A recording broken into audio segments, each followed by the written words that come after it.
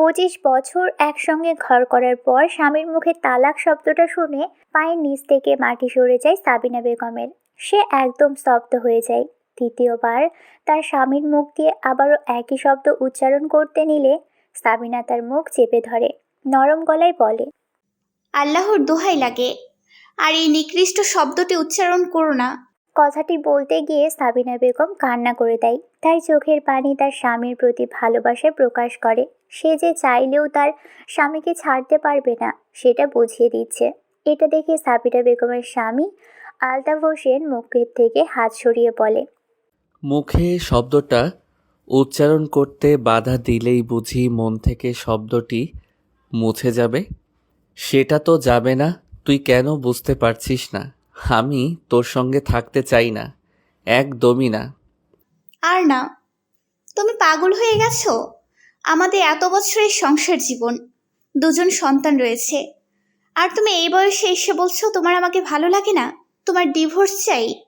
পাগল হয়েছো? একসাথে 25 বছর কাটিয়েছি বলেই যে সারা জীবন কাটাতে হবে এমন তো কথা নেই। তাছাড়া এত বছর আমি তোমার সঙ্গে জোর করেছিলাম, তুমি আমার কাছে বিরক্তি অনেক আগেই হয়ে গিয়েছিলে। তবুও আমি জোর করে তোমার সঙ্গে ছিলাম, এটাই অনেক নয়? মেয়েটা কে? সাবিনার এ কথা শুনে আলতাফ কিছুটা অবাক হয়। পরক্ষণে নিজেকে সামলে বলে, কোন মেয়ে? যার জন্য আজ তুমি এত পাগল হয়ে গেছো, আমাকে নিজের জীবন থেকে সরাতে উঠে পড়ে লাগছো, সেই মেয়েটা কে? সাবিনার কথাটা শুনে আলতাফ কথা ঘোরানোর চেষ্টা করে। সে অস্বীকার করার চেষ্টা করে, তবে সাবিনা উচ্চ শব্দে এবং স্পষ্ট গলায় বলে, তোমার স্বভাব আমি ভালোই জানি। 25 বছরে কম তো দেখলাম না। এবার বলো, এখন আবার কোন মেয়ের পাল্লায় পড়েছো, যার জন্য সব ভুলে মরিয়া হয়ে উঠেছো? সে যেই হোক, তোমার মতো নয়। ও তাই? অবশ্যই সেই মেয়েটা খুবই জঘন্য। নয়তো তোমার 22 এবং 18 বছরের দুইজন ছেলে মেয়ে আছে জেনেও, তোমার বউ আছে জেনেও তোমার পেছনে পড়েছে। সেই মেয়ে আমার চেয়ে জঘন্যই হবে। হয়তো কোনো পাড়ার বেয়ে। সাবিনা! আলতাফ চিৎকার করে ওঠে। এটা শুনে সাবিনাও চিৎকার করে ওঠে। সে বলে, চুপ! গলা নামিয়ে। খুব প্রেম জেগেছে মনে, তাই না? প্রেমের টানে একদম পাগল হয়েছিস, সব ভুলে গেছিস বুঝি? তোর মনে নেই তো? আমার সব মনে আছে। শোনো সাবিনা, আমি আমার জীবনের সত্যিকারের ভালোবাসা পেয়ে গেছি। সেজন্য তোমার ব্ল্যাকমেইলে আর ভয় পাচ্ছি না, আর পাবও না। আমার আর কিছুর প্রয়োজন নেই। আমি এখন শুধু তাকে চাই, সেই মানুষটাকে, যে আমাকে মানসিক শান্তি দিতে পারবে। শুধুমাত্র সেই পারবে। আলতাফের মুখে এ কথা শোনার জন্য সাবিনা প্রস্তুত ছিল না। আলতাফ সব কিছু ছাড়ার জন্য প্রস্তুত। এটা শুনে সাবিনা কিছুটা উপহাস করে বলে, আচ্ছা, মেয়েটাকে গিয়ে এসব বলো। দেখবে তোমার মানসিক শান্তি তোমাকে ফাঁকি দিয়ে উড়াল দিচ্ছে। যাও, একবার গিয়ে সত্যিটা বলো। আমি জানি এই সত্যি তাকে বলনি, বলবেও না। তবে হ্যাঁ, এটা আজ নয় তো কাল সে জানবেই। জানলে নিশ্চয়ই তোমার সঙ্গে থাকবে না। সে তোমার মতো নয় সাবিনা। সে আমাকে ভালোবাসে, খুব ভালোবাসে। সে সব কিছু মেনেই আমাকে চায়। আর হ্যাঁ, তাকে আমি অলরেডি সব বলে দিয়েছি। সে শুধু আমাকেই চাই বলেছে, আমি যাতে তার কাছে যাই। সব জেনেও সে তোমাকে এই কথা বলেছে? সাবিনা ভীষণ অবাক হয়। আলতাফ মাথা নাড়ায়। সাবিনা রাগ নিয়ে বলে, অসম্ভব। সম্ভব। সত্যিকারের ভালোবাসায় সব সম্ভব। তাছাড়া আমি বলবো, তুমি আমাদের নিয়ে না ভেবে বরং ডিভোর্স নিয়ে ভাবো। আমি খুব শীঘ্রই তোমাকে ডিভোর্স লেটার দিতে চলেছি। এটা শুনে সাবিনা পুরো হতাশ হয়ে যায়। সে আলতাফকে বোঝাতে চায়, কিন্তু সে তার কথা না শুনেই চলে যায়। সাবিনা সেখানেই বসে পড়ে। আলতাফের কথাবার্তা, আচরণে সাবিনা বুঝতে পারে এই মানুষটা তাকে কখনো ভালোই বাসেনি। শুধুমাত্র সে একাই তাকে ভালোবেসে গিয়েছে। সাবিনা এই মুহূর্তে কি করবে ভেবে না পেয়ে তার ছেলে মেয়েকে ফোন দেয়, যারা পড়াশোনার জন্য হোস্টেলে থাকছে। তাদের ফোন দিয়ে সাবিনা বাসায় আসতে বলে। রিমা এবং রানা হোস্টেল থেকে বাড়ি আসতেই সাবিনা তাদের সব খুলে বলল। বাবার কান্না শুনে রিমা এবং রানা দুজনেই হতভম্ব হয়ে যায়। বাবা বাড়ি ফিরলে রাতে চারজনে মিলে আলোচনায় বসে। রানা কিছুটা রাগ নিয়ে কথা বললে রিমা তাকে থামিয়ে শান্ত গলায় বলে, বাবা, তুমি আমাদের কথা ভাববে না। এই বয়সে এসে যখন আমাদের বিয়ের সময়, সেই মুহূর্তে তুমি মায়ের সঙ্গে সম্পর্ক শেষ করে অন্য কাউকে বিয়ে করার কথা ভাবছো? আমাদের কথা না হোক, মান সম্মানের কথা তো ভাববে। এসব জানাজানি হলে আমাদের কত সমস্যার পড়তে হবে, তুমি বোঝো না? লোকের কাজ লোকে করবে, তাদের জন্য তো আমি আমার জীবনটা শেষ করতে পারি না। আলতাফের এমন মন্তব্য শুনে রিমা হতাশ হলেও সে বোঝানোর চেষ্টা করে। আলতাফ কোনো কিছু না বুঝেই বলে, দেখ, তোদের মায়ের সঙ্গে আমার মনের মিল কখনোই ছিল না। আমাদের বিয়েটা এমনিতেও টেকার নয়, তাই অহেতুক কথা বাড়াস না। আমি জানি এই মুহূর্তে তোদের আমার সিদ্ধান্তকে ভুল মনে হচ্ছে, কিন্তু বিশ্বাস কর, একটা সময় পর তোরা বুঝতে পারবি আমি কোনো ভুল সিদ্ধান্ত নেইনি। একটু থেমে আলতাফ পুনরায় বলে, প্রত্যেক মানুষেরই ভালো থাকার অধিকার আছে। আমি আমার ভালো থাকা যদি খুঁজে নেই, তবে তোদের সমস্যা কোথায়? সমস্যা হওয়ার তো কথা নয়। এটা শুনে রানা ক্ষিপ্ত হয়ে বলে, বুড়ো বয়সে ভীমরতি ধরেছে। বয়স 50 পেরিয়ে গেছে, এখন এই বয়সে এসে পরকীয়ার মতো নোংরামিতে যুক্ত হয়েছ। নিজের স্ত্রী সন্তানের কথা তো ভাবছ না, লজ্জা করে না? আবার বড় মুখে এসব কথা বলছো। তোমার কি বিন্দু পরিমাণ লজ্জা লাগছে না এসব কথা বলতে? না, কারণ আমি জানি আমি যা করছি বা বলছি সবটাই ঠিক। বাবা! চিৎকার করে রানা তেড়ে আসে। রিমা এবং সাবিনা থামিয়ে দেয়। সাবিনা আলতাফের কাছে হাত জোর করে বলে, আমার কথা না ভাবো, দয়া করে একটু ছেলেমেয়ের কথা ভাবো। প্লিজ ভুল পথ থেকে ফিরে এসো। শোনো সাবিনা, যতই ছেলে মেয়েকে বাসায় ডেকে এনে আমার নামে বিচার বসাও, কাজ হবে না। আমি সিদ্ধান্ত নিয়েছি। তোমার সঙ্গে গত 25 বছরের থেকে আমি শুধু আমার জীবনটা নষ্টই করেছি, এছাড়া কিছু নয়। এখন জীবন যখন আমাকে একটা সুযোগ দিচ্ছে, এই বয়সে এসে যখন আমি আমার ভালো থাকা খুঁজে পেয়েছি, তখন কেন ভালো থাকাটা বেছে নেব না? একটু থেমে এবার আলতাফ হাত জোর করে, তারপর বলে, তুমি আমার উপর দয়া করো, চুপচাপ আমাকে ডিভোর্সটা দিয়ে দাও, সব ঝামেলা শেষ করো। আমি আমার জীবনটা সুন্দরভাবে গুছিয়ে নিচ্ছি, তুমিও তোমারটা নাও। এটা বলেই আলতাফ শোবার ঘরে গিয়ে দরজা বন্ধ করে দেয়। রিমা, সাবিনা, রানা হতাশ হয়ে সেদিকে তাকিয়ে থাকে। রানা তো রাগান্বিত গলায় বলে, বাবার ভীমরতি আমি ছোটাচ্ছি মা, তুমি শুধু আমাকে অনুমতি দাও। কয়েক ঘা পিঠে পড়লেই সব ঠিক হয়ে যাবে। হবে না। গত 25 বছরে কম তো চেষ্টা করিনি, তার স্বভাব বদলালো না। এখন এই বয়সে এসেও মৃত্যুর ভয়টাও কাজ করছে না। আমি তোদের ডেকেছিলাম বড় আশা নিয়ে, ভেবেছিলাম তোদের দিকে তাকিয়ে হলেও তোর বাবা নিজের ভুলটা বুঝতে পারবে, কিন্তু মনে হয় না বুঝবে। এই মানুষটা শুধরানোর নয়। কথাগুলো থেমে থেমে বলছিল সাবিনা। তার গলা দিয়ে শব্দ বের হতে চাচ্ছে না, তবুও বহু কষ্টে বের করছে সে। এই সময়ে এসে আলতাফের এমন পাগলামি দেখতে হবে, সেটা সাবিনা কিছুতেই মেনে নিতে পারছিল না। রিমা মাকে জড়িয়ে ধরে। রানাও যথাসম্ভব সান্ত্বনা দেওয়ার চেষ্টা করে। কয়েকদিন পর হাতে ডিভোর্স পেপার নিয়ে একটা পার্কের নিরিবিলি এক স্থানে থাকা বেঞ্চের উপর বসে রয়েছে সাবিনা। সাবিনা এবং তার সন্তানরা আলতাফকে কিছুতেই বোঝাতে পারল না। সে সাবিনাকে ডিভোর্স দিয়েই দিল। গত 25 বছরের পথ চলার ইতি টানল।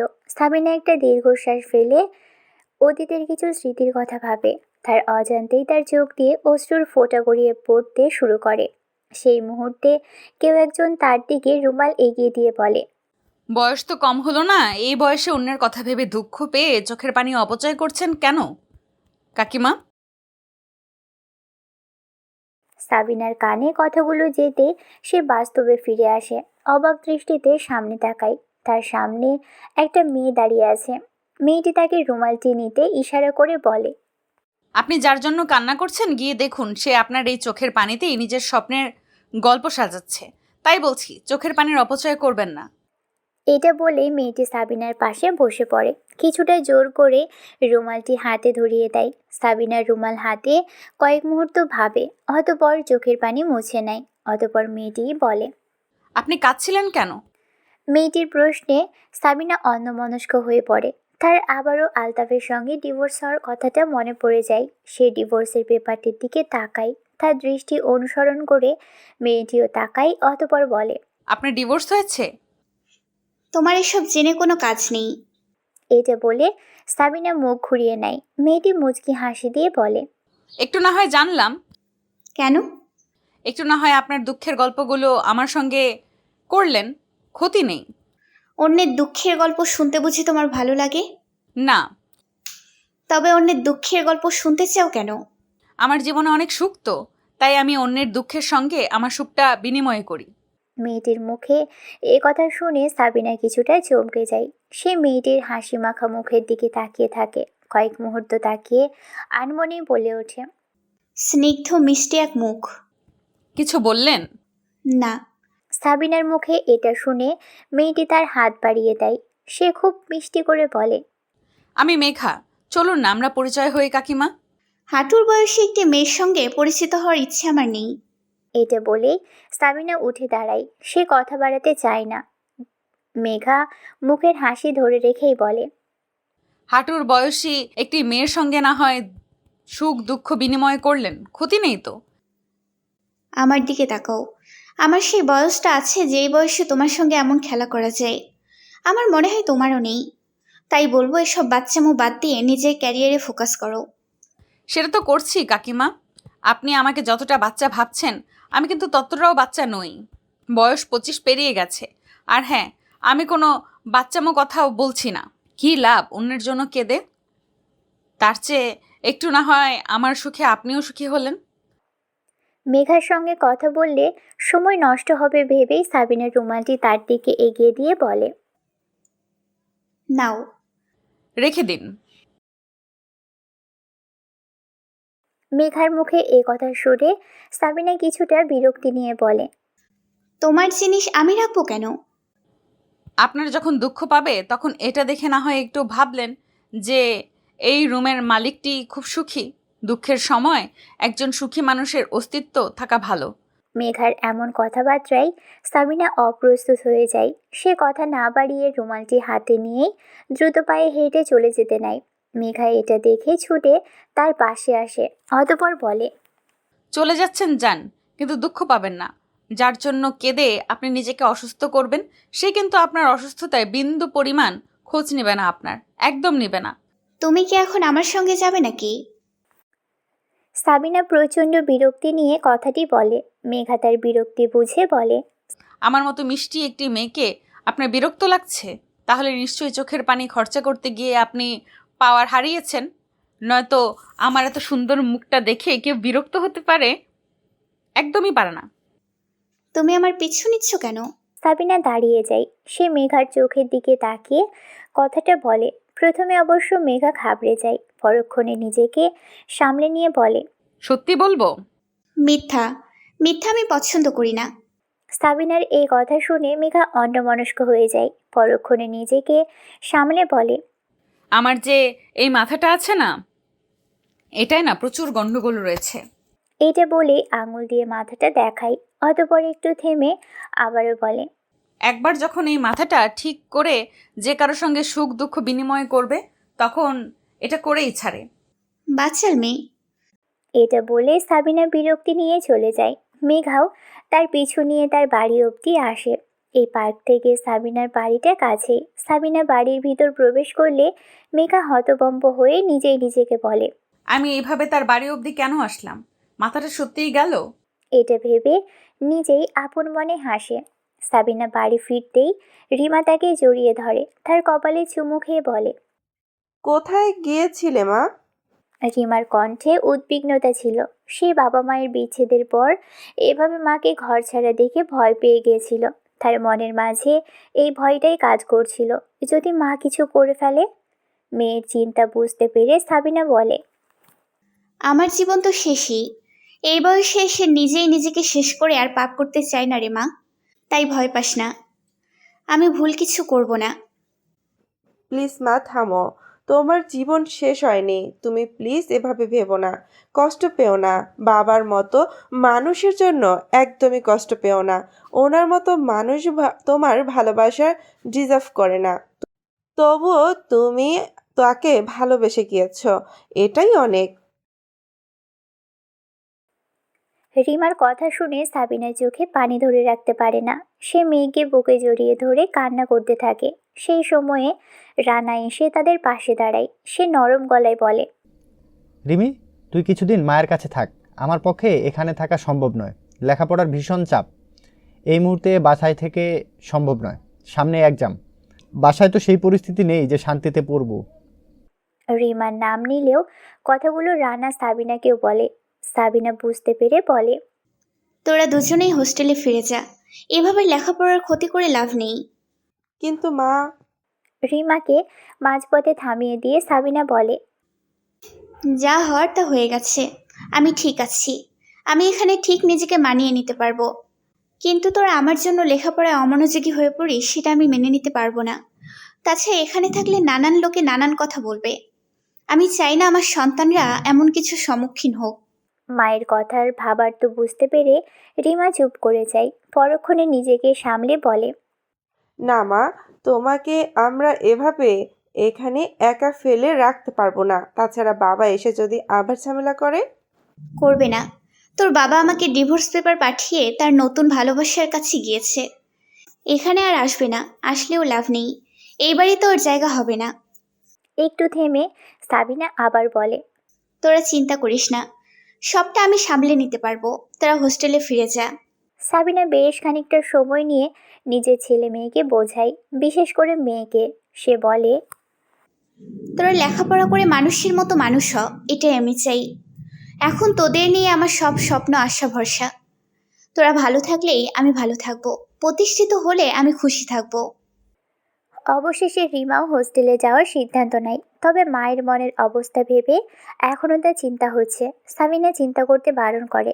আলতাফ খুশি মনে তার প্রেমিকার বলা স্থানে এসে বসে রয়েছে। বেশ খানিকটা অপেক্ষা করার পর সে তাকে ফোন দেয়। প্রথমবার রিং হয়ে বেজে যায়, কেউ ফোন ধরছে না। আলতাফ কিছুটা অবাক হলেও দ্বিতীয়বার ফোন দেয়। এবার ধরে। ফোনটা ধরতেই আলতাফ বলে, প্রিয়া, কোথায় তুমি? বাসায় ঝামেলা হয়ে গেছে, আজ আমি আসতে পারবো না। তুমি আপাতত কোনো একটি হোটেলে রাত কাটাও, কাল এসে আমি সবটা বলছি। আলতাফ প্রিয়ার কথা শুনে চিন্তিত হয়ে পড়ে। প্রিয়া তাকে আশ্বাস দিয়ে বলে, চিন্তা করো না, আমি তোমারই আছি, তোমারই থাকবো। কাল যথাসময়ে চলে আসবো। এই ভরসায় তো সব ছেড়ে তোমার কাছে আসছি। প্রিয়া, আমি তোমাকে খুব ভালোবাসি। আমি জানি তুমিও আমাকে খুব ভালোবাসো। আলতাফের কথা শুনে প্রিয়া মুচকি হাসে। সে জবাবে ভালোবাসি বলে, অতপর ফোন রাখে। প্রিয়া ফোন রেখে মুচকি মুচকি হাসে, মনে মনে বলে, খুব ভালোবাসি গো। অন্যদিকে আলতাফ ফোন রেখে আশেপাশে ভালো হোটেল কোথায় রয়েছে সেটা খুঁজতে থাকে। সেই সময়ে অবশ্য রানা তাকে ফোন দেয়, কিন্তু সে ধরে না। সে সব পিছুটান ছেড়ে চলে এসেছে। এখন আর পিছু ফেরার উপায় নেই। ছেলে মেয়েকে বিদায় দিয়ে সাবিনা এসে সেই পার্কে বসে। সকালবেলা এখানে তেমন মানুষের দেখা পাওয়া যায় না, তাই তেমন কেউ নেই। সাবিনা বসে মনে মনে দীর্ঘশ্বাস ফেলে, মনে মনে জীবনের হিসেবগুলো করে নেয়। সেই মুহূর্তে মেঘা এসে তার পাশে বসে। মেঘাকে এখানে দেখে সাবিনা অবাক হয়। সে বিরক্তি নিয়ে বলে, তুমি আমাকে অনুসরণ করছো? না তো। আরে আমি মেয়ে মানুষ, আপনাকে কেন অনুসরণ করব কাকিমা? মেঘার এই প্রশ্নে সাবিনা তার দিকে কঠিন চোখে তাকায়। মেঘা সেটা দেখে শব্দ করে হেসে দেয়, নরম গলায় বলে, আমি তো এই পার্কেই রাত কাটিয়েছি, আপনাকে এখানে এসে বসতে দেখে আসলাম। কি, তুমি এখানে রাত কাটিয়েছো? হ্যাঁ, বাড়ি ভাড়া পাইনি, তাই এখানেই কাটাতে হলো।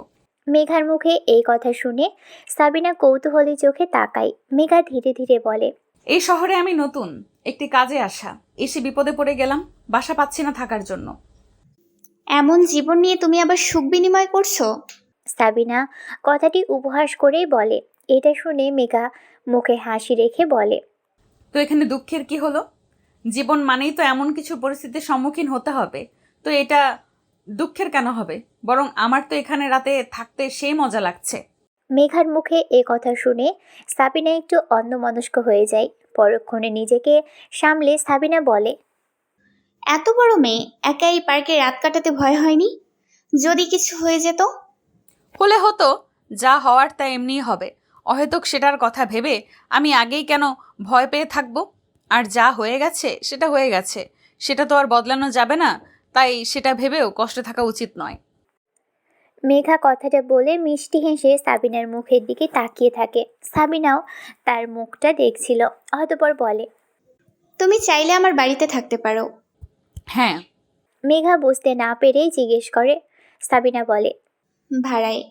ফ্রি থাকতে দিব না। যদিও আমার বাড়ির সব ফ্লোর ভাড়া দেয়া, শুধু আমরা যে ফ্লোরে থাকি সেটাই ফাঁকা।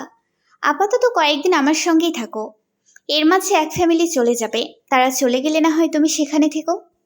আচ্ছা, তা আমায় নিজের ঘরে তুলবেন হঠাৎ এই সিদ্ধান্ত?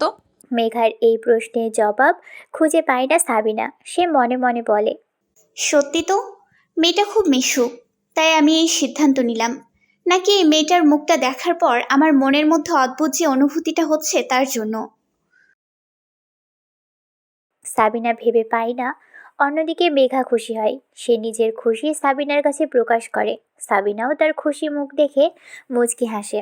অতঃপর সাবিনা মেঘাকে নিয়ে তার বাড়ি চলে আসে। তবে তার মনে কিছু প্রশ্ন ছিল, তাই না পেরেই বলে, আচ্ছা, তুমি কালকে কেন বললে না তোমার কোনো থাকার জায়গা নেই? আমি তো জানতাম না আপনি আপনার বাসা ভাড়া দেন। তাছাড়া আপনি তো তখন আমার সঙ্গে সেভাবে কথাই বলেননি। মেঘার জবাবটা সাবিনার পছন্দ হয়। সে কিছু না ভেবেই মেঘাকে নিয়ে ঘরের মধ্যে প্রবেশ করে। অতঃপর মেঘার পরিচয়পত্র চাই। যতই মনের মধ্যে কিছুটা টান অনুভব হয় বাড়ি নিয়ে আসুক, এই যুগে কাউকেই এত বিশ্বাস করা যায় না। তাই ভবিষ্যৎ যদি কিছু করে বসে মেয়েটা। মেঘা সাবিনার কথা শুনে তার পরিচয়পত্র, সে কোন কাজে এসেছে সব দেখায়। সাবিনা সব দেখার পর আর সন্দেহ করে না। সাবিনা এবার জিজ্ঞেস করে, তোমার পরিবারে কে কে আছে? কেউ না। আমার বাবা মা ছোটবেলায় মারা গিয়েছে। বড় হয়েছি দাদি দাদার কাছে। তারাও গত হয়েছেন অনেক বছর হলো। এখন একাই থাকছি। মেঘার কথা শুনে সাবিনা অবাক হয়। মেয়েটার বাবা মা নেই, ছোটবেলায় মারা গিয়েছে। অথচ এই কথাটি বলেও সে মিষ্টি এক হাসি মুখে ধরে রেখেছে। তার দুঃখটা প্রকাশ করছে না। মেঘার এই গুণটা তার চমৎকার মনে হলো। তবুও সাবিনা থামে না। সে মেঘাকে আরও কিছু প্রশ্ন করে। মেঘা সব প্রশ্নেই জবাব দেয়। অতঃপর বলে, ভয় নেই, এখানে আমি আপনার ক্ষতি করতে আসিনি। তবে কেন এসেছো? সাবিনা জানে মেঘার থাকার জায়গা নেই, তাই এসেছে। তবুও কেন জানি প্রশ্নটা করলো। মেঘা তার প্রশ্ন শুনে উত্তর দিল। বিনিময় করতে। কথাটা বলেই সাবিনা হেসে দেয়। নিজের জীবনের দুঃখের শেষ নেই, সে এসেছে সুখ বিনিময় করতে। সাবিনার মুখে হাসি দেখে মেঘাও খুশি হয়। আলতাফ প্রিয়াকে চোখের সামনে দেখে খুব খুশি হয়ে যায়। সে তাকে জড়িয়ে ধরতে নিলে প্রিয়া বাধা দেয়। নরম গলায় বলে, সব পরে হবে, এখন চলো। আমরা এখন কোথায় যাব? আলতাফের প্রশ্নে প্রিয়া মুচকি হেসে বলে, এখন আমরা কাজে অফিসে যাব বিয়ে করতে। এটা শুনে আলতাফ খুব খুশি হয়। প্রিয়া একটা কাজে আলতাফের ফোনটা চাই। আলতাফ দিয়ে দেয়। অতঃপর আলতাফ মনের কথা ধরে না রাখতে পেরেই বলে, আচ্ছা প্রিয়া, তুমি তো আমার থেকে অনেক ছোট একটি মেয়ে। তুমি আমাকে কেন ভালোবাসলে? এই প্রশ্নের উত্তর কতবার দিব? আমি একজন বিশ্বস্ত জীবনসঙ্গী চাই। তাছাড়া আমি প্রথম নাকি যে বুড়ো কাউকে বিয়ে করেছি, এরকম উদাহরণ তো অনেকই রয়েছে। হ্যাঁ, তা অবশ্য রয়েছে, কিন্তু তারা তো ধনী দেখে বৃদ্ধ লোককে বিয়ে করেছে। আমার তো কিছুই নেই, যা ছিল সবই সাবিনার নামে। আলতাফের মুখে এ কথা শুনে প্রিয়া মুচকি হাসি দেয়। অতঃপর বলে, তোমার মনের সব প্রশ্নের উত্তর তুমি পেয়ে যাবে। এখন চলো বিয়েটা করে নিই। সেই সঙ্গে তোমার জন্য একটি সারপ্রাইজও রয়েছে। সারপ্রাইজ? আলতাফের প্রশ্নে প্রিয়া মাথা নাড়ায়। অতঃপর তারা দুজনে একটা ভিড় বাসে উঠে পড়ে। আলতাফ যদিও রিকশায় উঠতে চেয়েছিল, তবে প্রিয়া রাজি হয়নি। সে বাসে যাবে, তাই আলতাফকেও মানতে হয়। বাসে ওঠার পর প্রিয়া আলতাফকে দুষ্টু ইশারা দিলে সে লোকজনের দিকে নজর দিয়ে দেখে কেউ দেখছে কিনা। অতঃপর প্রিয়ার গালটা টিপে দেয়। একটু পর প্রিয়ার কোমরে হাত দিতে নিলেই সে ধাক্কা দিয়ে তাকে একটা থাপ্পড় বসিয়ে দেয়। রাগান্বিত গলায় বলে, বুড়ো বয়সে ভীমরতি, কোত্তার বাচ্চা, মরার বয়স হয়ে গেছে। তুই এখন এই বয়সে বাসে উঠে মেয়ের বয়সী মেয়েকে নোংরা স্পর্শ করিস? কি হয়েছে আপা? বাসের অন্যরা জিজ্ঞেস করতেই প্রিয়া কাঁদো কাঁদো গলায় বলে, এই লোকটা আমাকে নোংরাভাবে স্পর্শ করেছে। কি? এই বুড়বাম, তুই নষ্ট তা মারলাম, তাই বলে মেয়েটার বয়স দেখবি না? এদিকে এসব দেখে আলতাফ হতভম্ব হয়ে যায়। সে বুঝতে পারছে না কি হচ্ছে। এরই মাঝে যারা প্রিয়ার গায়ে লোকটিকে হাত দিতে দেখেছে তারাও সাক্ষী দেয়। লোকজন আলতাফকে মারতে নেয়। আলতাফ বলে, না, আপনারা ভুল ভাবছেন। ও আমার হবু বউ। আমরা তো বিয়ে করছি। ছি ছি, শেষ বসে আমার বাবার বয়সী এক লোকের থেকে এমন কথা শুনতে হলো। প্রিয়া পুরো অভিনয় করতে শুরু করে। তার তার এই জীবনের কোনো অর্থই রইল না। তার সঙ্গে তার বাবার মতো একজন খারাপ কিছু করতে চাইছে। লোকজন ইতোমধ্যে খেপে গিয়েছে। তারা আলতাফের কোনো কথা না শুনেই তাকে ইতিমধ্যে মারতে থাকে। কেউ কেউ ভিডিও করছে। আলতাফের মুখ স্পষ্ট দেখা যায় তেমন ভিডিও করে তার সম্পর্কে আজে বাজে কথা বলে সামাজিক যোগাযোগ মাধ্যমে ছেড়ে দেয়। আলতাফ সবাইকে বোঝানোর চেষ্টা করে তারা ভুল ভাবছে। সে তো প্রিয়ার ভালোবাসায় এতটাই অন্ধ হয়ে গিয়েছিল যে এখনো ভাবছে প্রিয়া বোধহয় না বুঝে এসব বলছে। প্রিয়া এমন কাণ্ড দেখে মনে মনে খুব হাসে। আলতাফ এক পর্যায়ে উচ্চ শব্দে বলে, আপনারা ভুল করছেন। ও প্রিয়া, ওর সঙ্গে আমার এত দিনের সম্পর্ক। আজ আমরা বিয়ে করতে যাচ্ছি। এত মার খাওয়ার পরও এ কথা বলাই লোকজন এবার প্রিয়ার দিকে তাকায়। কেউ কেউ বলে একত্রিত উঠতে দেখেছি। প্রিয়া বলে, একসঙ্গে নয়, বরং উনি আমার পিছু নিয়ে উঠেছে বাসে। এমনটাই হবে, এছাড়া তেমন কিছু নয়। আর শুনুন, ওই লোকটা মিথ্যা কথা বলছে। প্রিয়া, তুমি এমন কেন করছো? কি প্রিয়া, এখন মিথ্যা গল্প বানানো হচ্ছে? একবার বলবি প্রিয়া নামে একজনকে ভালোবাসতি, তার কথা মনে পড়ায় আজকে বাজেভাবে স্পর্শ করছিস, মানে পাগল হওয়ার অভিনয় করবি? তোদের আমি ভালোভাবে চিনি। বাসে ট্রেনে মেয়েদের নোংরা স্পর্শ করে যখন ধরা পড়িস, তখন এমন গল্পই সাজাস। এরপর আলতাফ প্রিয়া বলাই এবার প্রিয়া বলে ওঠে, আমি প্রিয়া নই, আমি মমিতা। প্রিয়া অর্থাৎ মৌমিতা নিজের আইডি কার্ড দেখালে সবাই নিশ্চিত হয়ে যায় আলতাফ পাগল হওয়ার অভিনয় করতে যাচ্ছে। এবার প্রিয়া তার পায়ের জুতো খুলে আলতাফের গালে মারে। এই দৃশ্যটা ক্যামেরাবন্দি হয়ে যায়। প্রিয়া জুতা মেরে বলে, এই বয়সে এসে ধর্মকর্ম বাদ দিয়ে মেয়ের বয়সী মেয়েদের ডিস্টার্ব করার শাস্তি এটা। তোকে আমরা পুলিশে দিব না, তবে আশা করি আজকের পর আর তুই এইসব করবি না, আর করার সাহসও দেখাবি না। আলতাফ প্রিয়ার এই রূপ দেখে পুরোপুরি হতভম্ব হয়ে যায়। যার জন্য নিজের স্ত্রী সন্তান সব ছেড়ে চলে আসলো, সেই মেয়েটা তাকে এইভাবে অপমান অপদস্থ করছে। কিন্তু কেন? প্রিয়া বোধহয় আলতাফের মনের কথা বুঝতে পারল। সে শব্দ না করে ঠোঁট নাড়িয়ে বলে, সারপ্রাইজ! আলতাফকে বাস থেকে কুকুরের মতো নামিয়ে দেওয়া হয়। ইতোমধ্যে সে ভাইরাল হয়ে গেছে। লোকজন তার ছবি পোস্ট নিয়ে ক্যাপশনে লিখছে, কোচি মেয়ে ধরতে গিয়ে চাচামিয়া কর। আলতাফ এসবের কিছুই জানে না। সে শুধু জানে সে যাকে ভালোবেসে বাড়ি ছেড়েছে সে তাকে ভরা বাসে সবার সামনে অপমানিত করলো। সবাই তাকে খুব বাজে লোক ভেবেছে, খুব বাজে। রিমা, এটা আঙ্কেল না? রিমার বান্ধবী কথাটা বলে ভিডিওটা দেখায়। আলতাফের কাণ্ড দেখে রিমা পুরোই হতভম্ব হয়ে যায়। তার বান্ধবী কিছুটা উপহাস করেই বলে, সি, এই বয়সে তোর বাবা এসব করে বেড়াচ্ছে? ভালোই হয়েছে কখনো তোর বাড়ি যায়নি। তোর বাড়ি গেলে তো আমাদের রক্ষে ছিল না। তোর বাবার যা চরিত্র, আমাদের সঙ্গে না জানি কি করে বসতো। রিমা তাদের কথা শুনে নির্বাক হয়ে যায়। কোনো উত্তর দেওয়ার ভাষা পায় না। সেই সময়ে রানা ফোন দেয়। রিমার প্রথমে সাহস হয় না ফোনটা ধরার। বারবার ফোনের রিং বাজায়। বাধ্য হয়ে ফোনটা ধরে। রিমা ফোনটা ধরতেই রানা মলিন গলায় বলে, দেখেছিস বাবার কাণ্ড? হ্যাঁ। রিমা মনমরা কণ্ঠে জবাব দেয়। রানা রাগান্বিত গলায় বলে, লোকটা আমার বাবা, আমার ভাবতেই লজ্জা হচ্ছে। তার জন্য এখন আমি বন্ধুদের কাছে মুখ দেখাতে পারছি না। পরিবারের সঙ্গে যত ছবি পোস্ট দিয়েছিলাম সব ডিলিট করে দিয়েছি, তাও সবাই জেনে গেল। এই লোকটা আমাদের শান্তি দিবে না। আমার তো এখন ইচ্ছে করছে গিয়ে জানে মেরে ফেলি।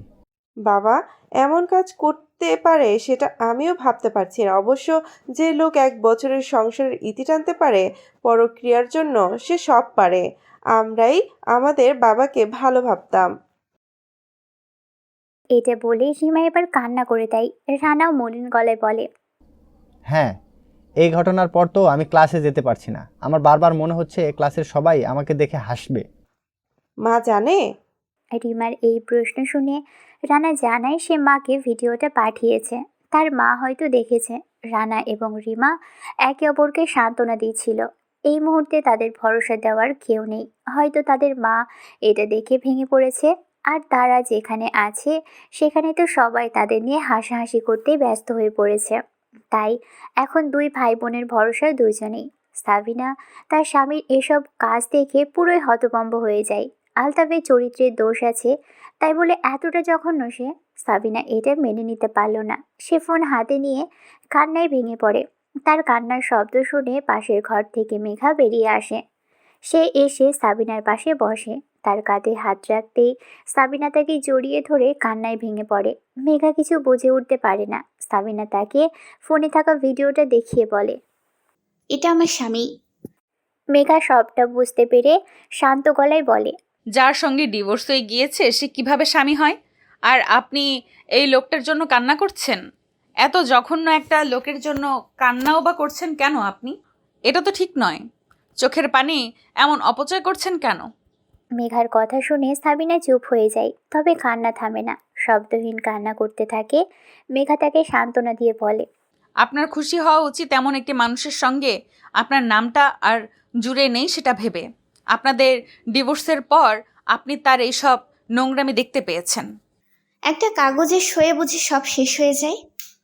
সাবিনার মুখে এ কথা শুনে মেঘা জবাব দিতে পারে না। সে প্রসঙ্গ বদলে বলে, আমি আমার খাবারের ব্যবস্থা নিজে করব নাকি আপনি আমাকে খাওয়াবেন? তার বিনিময়ে টাকাটা নিয়ে নিলেন। আচ্ছা, আমিই খাওয়াবো নি। আপনি আমাকে খাওয়াবেন কিভাবে? কান্না করার পর রান্না করার সময় পাবেন? মনে তো হয় না সময় পাবেন। আপনার এই কান্না তো থামার নয় দেখছি। এটা শুনে সাবিনা ম্লান হাসে। মেঘার মজার স্বরে অন্যমনস্ক ভাবভঙ্গি নিয়ে কথা বলা তার খারাপ লাগছে না। মেঘা বুঝতে পেরে আবার বলে, চুল তো পেকেই গেল। এই বয়সে এসে কান্না করলেই যদি সব সময় নষ্ট করেন, তবে নিজের ভুলের জন্য অনুশোচনা করে সঠিক পথে হাঁটা শুরু করবেন কিভাবে? ভুল? ভুল মানুষকে জীবনে বেছে নেওয়া, তার জন্য অনবরত চোখের পানি ফেলা, এগুলো বুঝি ভুল নয়? তুমি ঠিকই বলেছ। আমি সত্যি আলতাপকে জীবনে বেছে ভুল করেছি, চরম ভুল। এটা বলেই সাবিনা অন্যমনস্ক হয়ে যায়। সে কিছু একটা ভাবছিল। সেই মুহূর্তে কলিং বেল বেজে ওঠে। সাবিনা নিজেকে সামলে চোখের পানি মুছে এসে দরজা খুলে। মেঘাও পিছনে আসে। সাবিনা দরজা খুলে আলতাফকে দেখে প্রচণ্ড রেগে যায়। সে আলতাফের গালে থাপ্পড় মারতে যায়। সেই মুহূর্তে আলতাফ কান্নায় ভেঙে পড়ে। সে কাঁদতে কাঁদতে বলে, আমি মস্ত বড় ভুল করে ফেলেছি সাবিনা, মস্ত বড় ভুল করেছি। তুমি কোন সাহসে আমার বাড়িতে পা রেখেছ? তোমার এই নোংরা মুখ নিয়ে আমার বাড়ির দরজায় এসে দাঁড়াতে লজ্জা করলো না বুঝি? সাবিনা কঠিন গলায় কথাটি বলে। সেই সময়ে আলতাফ হাত জোর করে বলে, সাবিনা, আমাকে ক্ষমা করে দাও। আমার তো কিছু নেই, আমার যা আছে সবই তো তোমার কাছে। এখন তুমি আমাকে তাড়িয়ে দিলে আমি কোথায় যাব? কেন, আমাকে ডিভোর্স দেওয়ার সময় মনে ছিল না? তখন তো খুব বলেছিলে তোমার ভালোবাসা তোমাকে জায়গা দেবে, সে ভালো চাকরি করে, তোমাদের সংসার সুন্দর চলে যাবে। এখন আমার দরজায় এসে আবার দাঁড়িয়েছো কেন? সাবিনা এবং আলতাফের কথোপকথনের মাঝে মেঘা বলে ওঠে, আপনি এই নোংরা মানুষটার সঙ্গে কথা বলছেন কেন কাকিমা? দরজা বন্ধ করে দিন মুখের উপর। এই ধরনের মানুষ আপনার মুখ দেখার যোগ্য নয়। আলতাফের নজরে এবার মেঘা আসে। তার কথা শুনে রেগে সে বলে, এই মেয়েটাকে আর এসব ভুলভাল কথা বলছে কেন? এতক্ষণে সাবিনাকে এড়িয়ে আলতাফ ঘরে প্রবেশ করে। সাবিনা কঠিন গলায় বলে, ও কোনো ভুল বলেনি। তোমার মতো মানুষের মুখ দেখাও পাপ। তাই এখনই আমার বাড়ি থেকে বের হও, দ্রুত বের হও। সাবিনা দেখো, আমার কথাটা বোঝার চেষ্টা করো। আমি একজন প্রতারকের ফাঁদে পড়েছি। যা হয়েছে ভুল হয়েছে, আমি বলছি তো। চুপ, তোমার মুখটা দেখতেও আমার ঘৃণা হচ্ছে। তাই ভালো হয় তুমি আমার বাড়ি থেকে বের হয়ে যাও, এটাই তোমার জন্য ভালো হবে। তুমি নিজে বেরিয়ে না গেলে আমাকে অন্য ব্যবস্থা নিতে হবে, সেটা হয়তো তোমার জন্য ভালো হবে না। অন্য ব্যবস্থা মানে? দারোয়ান ডেকে ঘর থেকে বের করে দিব। ওনার জন্য এটাই ঠিক। এই মেয়ে চুপ করো। আমাদের স্বামী স্ত্রীর মাঝে কোনো কথা বলবে না। আলতাফের এই কথায় সাবিনা প্রতিবাদ করে। সে বলে, তুমি ভুলে যাচ্ছ আমরা স্বামী স্ত্রী নই। তাই ভালোই ভালোই বের হও, নয়তো দারোয়ান ডাকবো। ও আচ্ছা, তাই? আমিও ভালোভাবে ক্ষমা চেয়েছিলাম। যেহেতু তুই সেটা মানছিস না, তাহলে এবার আমাকেও নিজের স্বরূপ দেখাতে হয়। তুমি আর কি দেখাবে? তোমার স্বরূপ সবাই ইতিমধ্যে দেখেছে। এভাবে এক কথা দুই কথা সাবিনা এবং আলতাফের ঝগড়া বেঁধে যায়। তর্কের মাঝেই সাবিনা বারবার তাকে ঘর থেকে বের হতে বলে। এটা সাবিনার বাড়ি, আলতাফের সব সম্পত্তি সাবিনার নামে। সেজন্যই এতকাল নিজের নোংরা চরিত্র প্রকাশ করতে পারেনি আলতাফ। অনেক মেয়ের সঙ্গেই সম্পর্কে জড়ালেও কাউকে বিয়ে করতে পারেনি, কারণ বিয়ে করলে সব হারাতে হবে। মেয়েরাও এটা জেনে তাকে ছেড়ে দেয়। এবার প্রিয়া অর্থাৎ মমিতা সব জেনেই তাকে বিয়ে করার স্বপ্ন দেখিয়ে দুজনার ডিভোর্স করিয়ে দিয়েছে। আলতাফ জানে সাবিনার বাড়ি, তাই সাবিনা তাকে বের করে দিতেই পারে। এখানে সে জোর করে থাকতে পারবে না, তাই সে বলে, আচ্ছা, আমি চলে যাচ্ছি। তবে হ্যাঁ, এবার আমি রানা এবং রিমার কাছে যাচ্ছি। মানে তুমি ওদের কাছে কেন যাবে? যা করেছো তাতে ওরা এখন কোন পরিস্থিতিতে আছে তার ঠিক নেই। তোমার জন্য হয়তো বন্ধুদের সামনে ওরা মুখ তুলে দাঁড়াতে পারবে না, সেখানে তুমি ওদের কাছে গিয়ে ওদের মনের জ্বালা বাড়াতে চাও?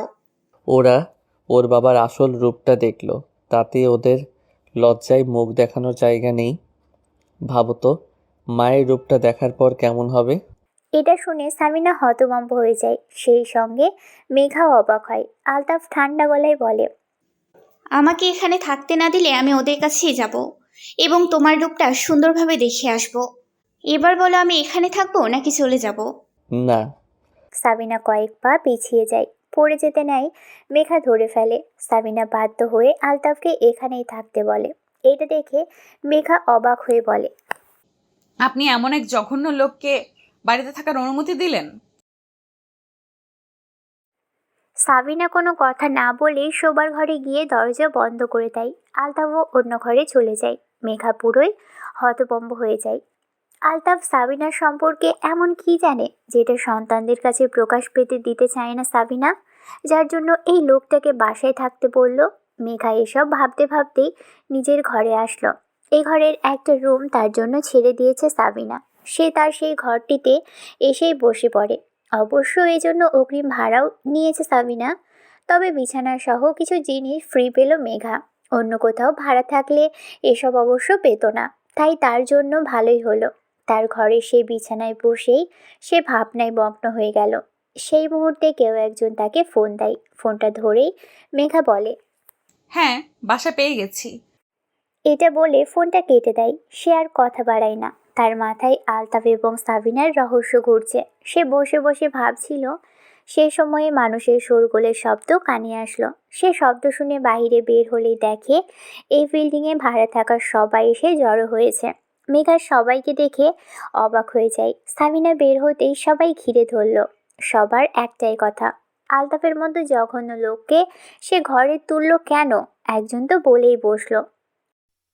লোকটার যে নজর ভালো না সেটা তো আমি আগেই বুঝতে পেরেছিলাম, শুধু প্রমাণের অভাবে কিছু বলতে পারিনি। আপনাদের না ডিভোর্স হয়েছে? তাহলে আপনার স্বামী এখানে কি করছে? দেখুন আপনার স্বামী মেয়ের বয়সী দেখুন আপনার স্বামী মেয়ের বয়সী একটা মেয়ের সঙ্গে যা করেছে, তারপর আমরা এই বিল্ডিং এ তার সঙ্গে থাকার ভরসা পাবো না। তাই তাকে ঘরে রাখলে আমরা বাড়ি ছেড়ে দেব। একজন এ কথা বলে উঠলে অন্য একজন প্রতিবাদ করে বলে, আমরা বাড়ি ছাড়বো কেন? ডিভোর্স হওয়ার পরও তারা স্বামী স্ত্রী একই বাসায় থাকলে আমরা তো তাদের সালিশ করবই। এসব নোংরামি তো আর চলবে না। দেখুন, আমি তার সঙ্গে থাকতেও চাই না। সে জোরপূর্বক বাসায় এসে উঠেছে, এসে ঘরের মধ্যে গিয়ে ঘরের দরজা বন্ধ করে দিয়েছে। আমিও চাই সে আমার বাসা থেকে বের হয়ে যাক। সাবিনার এই কথাগুলো সবার মুখ বন্ধ করে দিল। এতক্ষণ তারা ভাবছিল সাবিনা ডিভোর্সের পরও তার স্বামীকে ঘরে জায়গা দিয়েছে, কিন্তু বিষয়টা যে অন্য। আলতাফ জোর করে বাসায় উঠে রয়েছে, এটা বুঝতে পেরে সবাই বলে, তার মানে ওই লোকটা জোর করে এখানে থাকছে? আপনি চিন্তা করবেন না, ঘটনা এমন হলে ওনার মতো নোংরা লোককে কিভাবে বের করতে হয় সেটা আমরা জানি। আমরা আপনার হয়ে কাজটা করে দিচ্ছি। এরপর সবাই গিয়ে আলতাফের ঘরে দরজায় ধাক্কা দেয়, তাকে দরজা খুলতে বলে। আলতাফ ভিতরে বসে ভয়ে কাঁপছিল।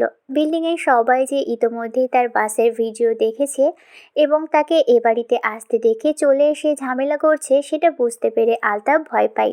এখন সবাই মিলে তাকে তাড়িয়ে দিলে সে তো তার যাওয়ার কোনো জায়গা থাকবে না।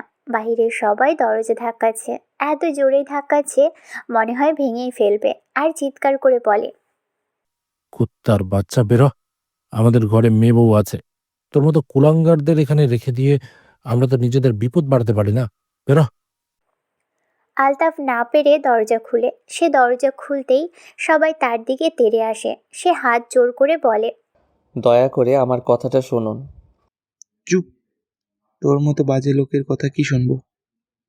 কেউ একজন এ কথা বলে উঠতেই আলতাফ অনুনয়ের স্বরে বলে, দেখুন, আমি আমার মান সম্মান, বাড়ি ঘর, স্ত্রী সন্তান সব হারিয়েছি।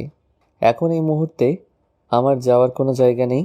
আমাকে অন্তত আমার একটা ব্যবস্থা করার সময় দিন। আলতাফের কথায় কেউ গুরুত্ব দিচ্ছে না। আলতাফ সাবিনার সাথে এসে তাকে বোঝানোর চেষ্টা করে। সে বলে, তুমি একটু বোঝাও, আমি আমার মাথা গোজার একটা ঠাঁই পেলে চলে যাব। অন্তত 2টা দিন আমাকে থাকতে দাও। মগের মুল্লুক পেয়েছেন? 2টা দিন থাকবেন কার সঙ্গে? যে স্ত্রী ডিভোর্স দিয়েছে তার সঙ্গে? এসব কথা শুনে আলতাফ সাবিনাকে আরও পুরনো কথা মনে করিয়ে দেয়। সাবিনা এবার সবার উদ্দেশ্যে বলে, আমি একটা কথা বলি। সবাই থেমে যায়। সাবিনা শান্ত গলায় বলে, আজ হয়তো তার সঙ্গে আমার কোনো সম্পর্ক নেই, কিন্তু একটা সময় সে আমার স্বামী ছিল, আমার জীবনের সবচেয়ে প্রিয় মানুষ ছিল। এখন তার রাত কাটানোর মতো মাথার ওপর কোনো ছাদ নেই। তাছাড়া তার আসরূপ যেহেতু প্রকাশ পেয়েছে, সেহেতু কেউ তাকে বাসা ভাড়াও দিবে না। কিন্তু আমি তো তাকে ফেলে দিতে পারছি না। তার মানে আপনি আপনার ডিভোর্স দেওয়া স্বামীর সঙ্গেই থাকবেন? এই কথাটি একজন বলতেই সবাই ছি ছি করে উঠল। সাবিনা সবাইকে থামিয়ে বলল, প্লিজ আমার কথাটা শুনুন। আমি তার সঙ্গে থাকতে চাচ্ছি না, বা আমার ঘরে রাখতে চাচ্ছি না। তাছাড়া আমার ঘরের একটি রুম আমি মেঘাকে ভাড়া দিয়েছি। এখন এখানে তাকে রেখে আমি মেঘার ক্ষতি করতে পারি না। তার যা স্বভাব, আমি শুধু তাকে একজন ভাড়াটিয়ার মতো ভাড়া দিতে চাই আমার ঘর। তবে সেটা এখানে নয়, আমাদের দারোয়ান যেখানে থাকে সেখানে। কয়েকটা দিনের জন্য আমি শুধু তাকে সেখানে থাকার অনুমতি দিতে চাই। তবে হ্যাঁ, তার বিনিময়ে ভাড়া অথবা দারোয়ানের কাজে সাহায্য করতে হবে তাকে। শুধুমাত্র এই শর্তেই থাকতে দেয়া হবে। সবাই আলতাফকে গালমন্দ করলেও এ কথায় তেমন দ্বিমত জানায় না। তাছাড়া আলতাফ তাদের কাছে হাত জোর করে বলছে, আমি তো এতদিন ছিলাম, আপনাদের কোনো ক্ষতি হয়েছে? হয়নি তো? দয়া করে কয়েকটা দিন থাকতে দিন। বাহিরে বের হলে লোকজন আমাকে ধরে মেরেই ফেলবে। আমি না হয় একটা ভুল করেছি, তার জন্য ক্ষমা চাই। এই ভুলের শাস্তি স্বরূপ আপনারা আমাকে মৃত্যুর দিকে ঠেলে দিবেন না। সবাই তাই দয়া দেখিয়ে রাজি হয়। মেঘা এতক্ষণ দাঁড়িয়ে সবার কাণ্ড দেখছিল। লোকজন ধীরে ধীরে যার যার ফ্ল্যাটে চলে যায়। তবে দুইজন বলে যায়, আমরা এখানে থাকবো না। সরি, এমন খারাপ মানুষ যেখানে আছে সেখানে আমাদের থাকা সম্ভব নয়। তারা দুদিনের মধ্যে বাসা ছেড়ে দিবে জানিয়ে চলে যায়। সাবিনা তাদের কিছুই বলে না। সবাই চলে গেলে সাবিনা আলতাফকে বলে, তুমি দাঁড়িয়ে আছো কেন? যাও, গিয়ে দারোয়ানের সঙ্গে কাজ করো। এখন থেকে সেখানেই থাকবে, এখানে আসার চেষ্টাও করবে না। সুযোগ পেয়ে এভাবে আমাকে দারোয়ানের ঘরে পাঠালে? তুমি চাইলে অন্য ব্যবস্থা করতেই পারতে, কিন্তু সেটা করলে না। তোমার মতো মানুষকে থাকতে দিয়েছি, এটাই অনেক। তাই এটা নিয়ে খুশি থাকো। সাবিনা, একদম নয়। তুমি যদি ভেবে থাকো আমি তোমাকে ভয় পাই, তাহলে ভুল ভাবছো। আমি ভয় পেয়ে তোমাকে এখানে থাকার অনুমতি দেইনি, বরং দয়া দেখিয়ে দিয়েছি। হ্যাঁ, দয়া দেখিয়ে। ভয় মোটেই পাই না। তাই তোমার যা ইচ্ছে করতে পারো। তোমার কথা আমার সন্তানরা বিশ্বাস করবে না, করলেও তারা বুঝবে তাদের মা কোন পরিস্থিতিতে কি করেছে। এটা বলেই সাবিনা আলতাফকে বেরিয়ে যেতে বলে। আলতাফ কথা না বাড়িয়ে বেরিয়ে যায়। আলতাফ বেরিয়ে যেতেই সাবিনা সোফায় বসে পড়ে। সে বসে কান্না করে দেয়। সেদিন আলতাফ তার কথা শুনেই তাকে ডিভোর্স না দিলে আজকের দিনটা তাকে দেখতে হতো না। তাদের 25 বছরের সংসার জীবন আর কটা বছর না হয় কাটিয়ে দিত। তা না করে হাঁটুর বয়সী এক মেয়ের সঙ্গে জড়িয়ে গেছে। দিল তো মেয়েটা এভাবে বাসের মধ্যে অপদস্থ করে। এসব বিড়বিড় করে সাবিনা কান্নায় ভেঙে পড়ে। মেঘা অবাক হয়ে বলে, মেয়েটা ফাঁসি দিয়েছে মানে? সাবিনা মেঘার কণ্ঠ শুনে তার দিকে তাকায়। মেঘা এসে তার পাশে বসে। সাবিনা শান্ত গলায় বলে, আমি আলতাবের কথা বিশ্বাস করি, ওর চরিত্রের দোষ আছে, কিন্তু তাই বলে যে ভিড় বাসেও কোনো মেয়ের সঙ্গে নোংরামি করবে এত সাহস ওর নেই। তাছাড়া এই মেয়ের সঙ্গে যে ওর সম্পর্ক ছিল সেটা আমি সেই দিনই জেনেছি। সেদিন ওর ফোনে আমি এই মেয়ের ছবি দেখেছি। তাই এই মেয়েটাই যে ওকে প্রেমের নামে ফাঁসিয়েছে এটা মিথ্যা নয়। হয়তো টাকা পয়সার জন্য ওকে ধরেছিল। যেই শুনেছে সব আমার নামে, তখন নিজের আসল রূপ দেখিয়ে দিয়েছে। নয়তো এত ছোট মেয়ে এমন বুড়ো বয়সের পুরুষের সঙ্গে প্রেমের সম্পর্ক করবে কেন? নির্লজ্জ বেহেয়া মেয়ে। টাকা দেখলে এরা বুড়োও দেখে না, এতটাই খারাপ এরা। সাবিনা শেষ কথাগুলো খুব রাগ নিয়ে বলে। মেঘা তার কথা শুনে কিছুটা অবাক হয়ে বলে, আপনি নিশ্চিত ওই মেয়েটার সঙ্গে ওনার প্রেমের সম্পর্ক ছিল? সত্যি? এইটুকু মেয়ের সঙ্গে? সাবিনা হ্যাঁ সুযোগ মাথা নাড়ালে মেঘা অবাক হয়ে যায়। তার বয়সী মেয়েরা, এই মেয়ে নাকি তার বাবার চেয়েও মনে হয় বড়। আলতাফ তার সঙ্গে প্রেম করেছে, তাও টাকার জন্য। অতঃপর টাকা না পেয়ে তাকে অপমান করলো। মেঘা এটা বিশ্বাস করতে পারছে না। তার মনে হচ্ছে বাসের ঘটনাই সত্যি, কিন্তু সাবিনা খুব জোরের সঙ্গে কথাটা বলে। মেঘা তাই চুপ করে যায়। সাবিনা মন খারাপ করে বসে থাকে। সাবিনার মন খারাপ দেখে মেঘা বলে, ঘুরতে যাবেন? মানে? যে আপনাকে ঠকালো তার কথা ভেবে মন খারাপ করে না থেকে বরং একটু ঘুরতে চলুন, দেখবেন মনটা ফ্রেশ লাগবে। মুক্ত বাতাসে নিঃশ্বাস নিয়ে দেখুন, খুব ভালো লাগবে। মনের ভেতরে থাকা সব ভারী জিনিস নেমে যাবে। তুমি আমার মতো বুড়ো একজনকে নিয়ে ঘুরতে যাবে? তোমার বোরিং লাগবে না? আপনাকে না আমার খুব চেনা মানুষ মনে হয়। আমি জানি না, আমি সব সময় সুখ দুঃখ বিনিময়ে কথা যাকে বলি তাকেই খুব আপন লাগে, সেই জন্য নাকি অন্য কারণে। তবে আপনাকে অন্যদের চেয়ে বেশি আপন লাগে, তাই তো আপনার বাসায় থাকতে চলে এলাম। এই জন্যই আমার মনে হয় আপনার সঙ্গে ঘুরলে আমার ভালো লাগবে, হয়তো খুব ভালো লাগবে। জানি না আমার সঙ্গে কি হচ্ছে, তবে তোমার মুখটা যখন থেকে দেখেছি তখন থেকেই খুব মায়া লাগছে। যখন তুমি বললে তুমি রাতটা পার্কে কাটিয়েছো, তখন আমার খুব খারাপ লেগেছে। আমার মনে হয়েছে ওই সময়ে যদি কোনো শকুনের নজর তোমার দিকে পড়তো তাহলে তোমার কি হতো। আমি সচরাচর এক কথায় কাউকে ভাড়া দিই না, নিজের ফ্লোরের একটা ঘর ছাড়া তো দূরের কথা। সেখানে তোমাকেই কেন জানি দিয়ে দিলাম। আচ্ছা, তুমি কি আমার কাছের কেউ? না, আপনার কাছের কেউ নই, তবে আমি আপনাকে দেখে মনের যে টান অনুভব করেছি, আপনার মাতৃ হৃদয় হয়তো সেই টানই অনুভব করেছে।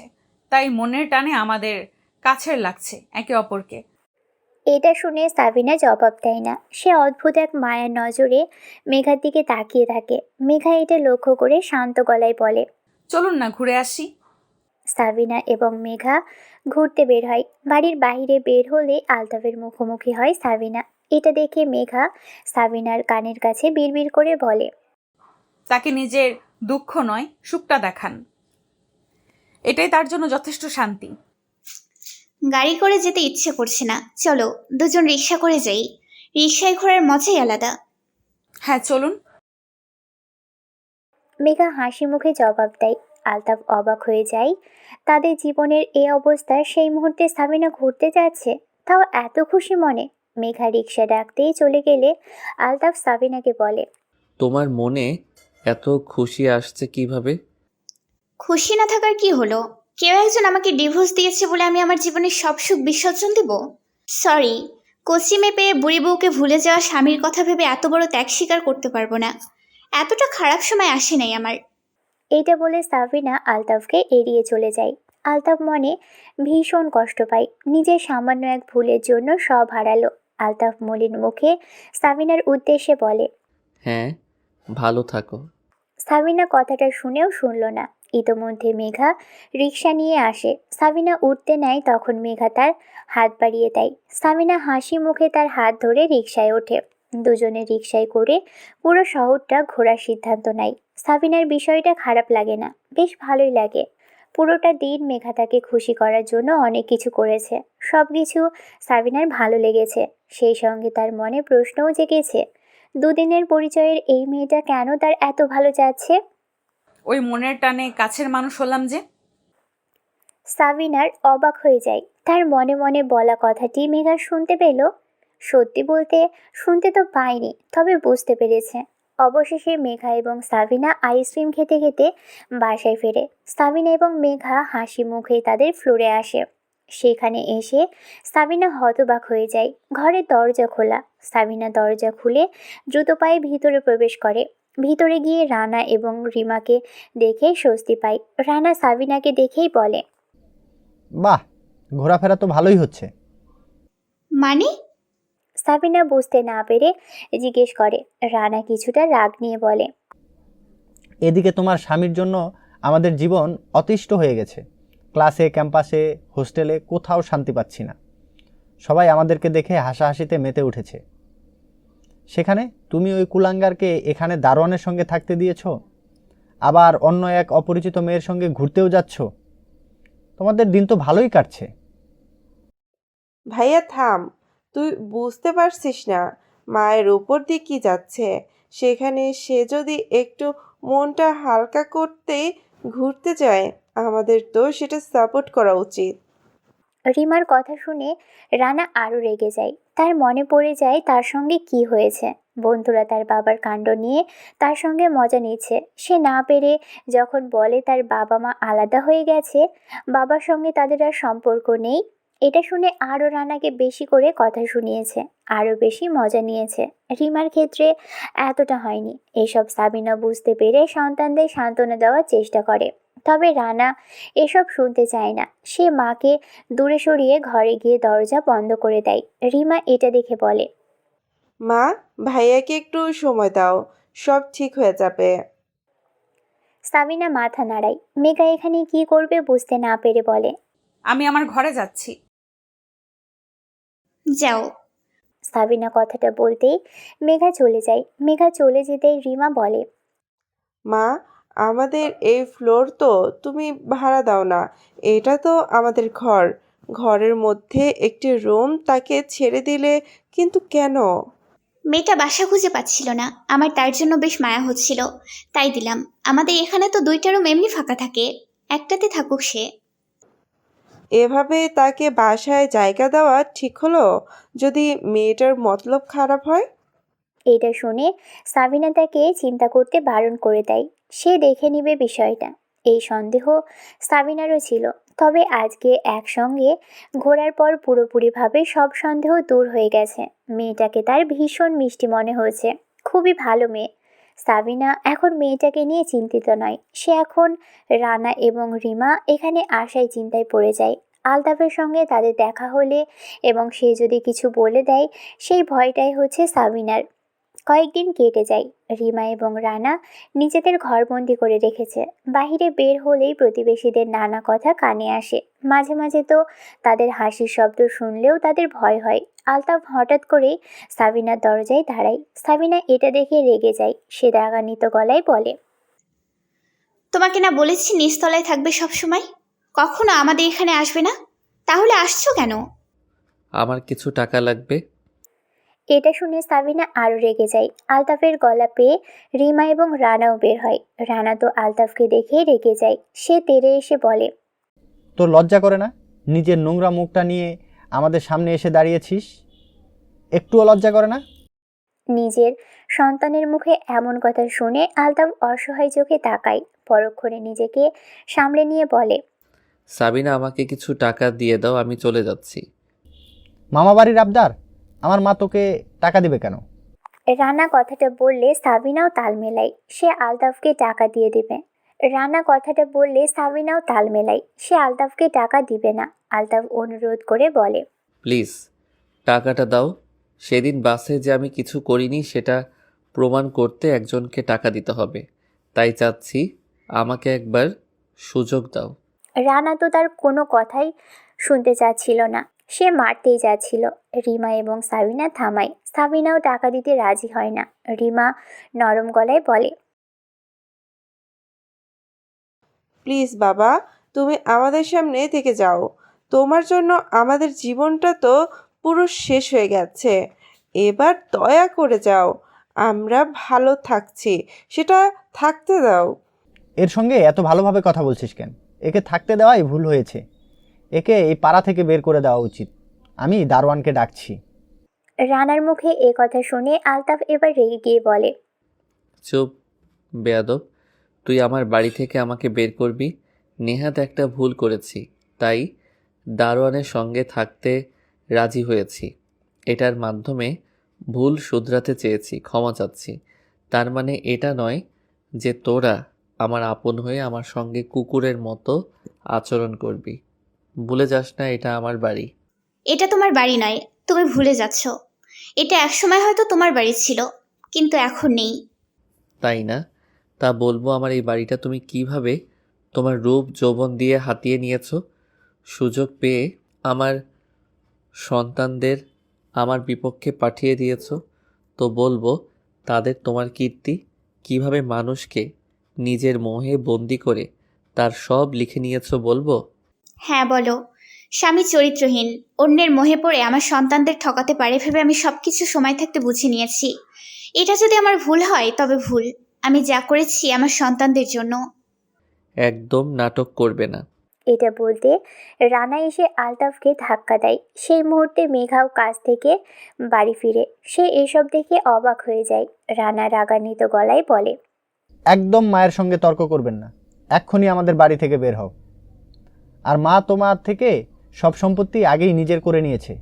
বেশ করেছে, নয়তো মেয়ের বয়সী এক মেয়েকে সব দিয়ে দিতে, আমাদের পথে বসাতে। সত্যিটা বল, তোর ছেলেকে বল তুইও ধোয়া তুলসী পাতা না।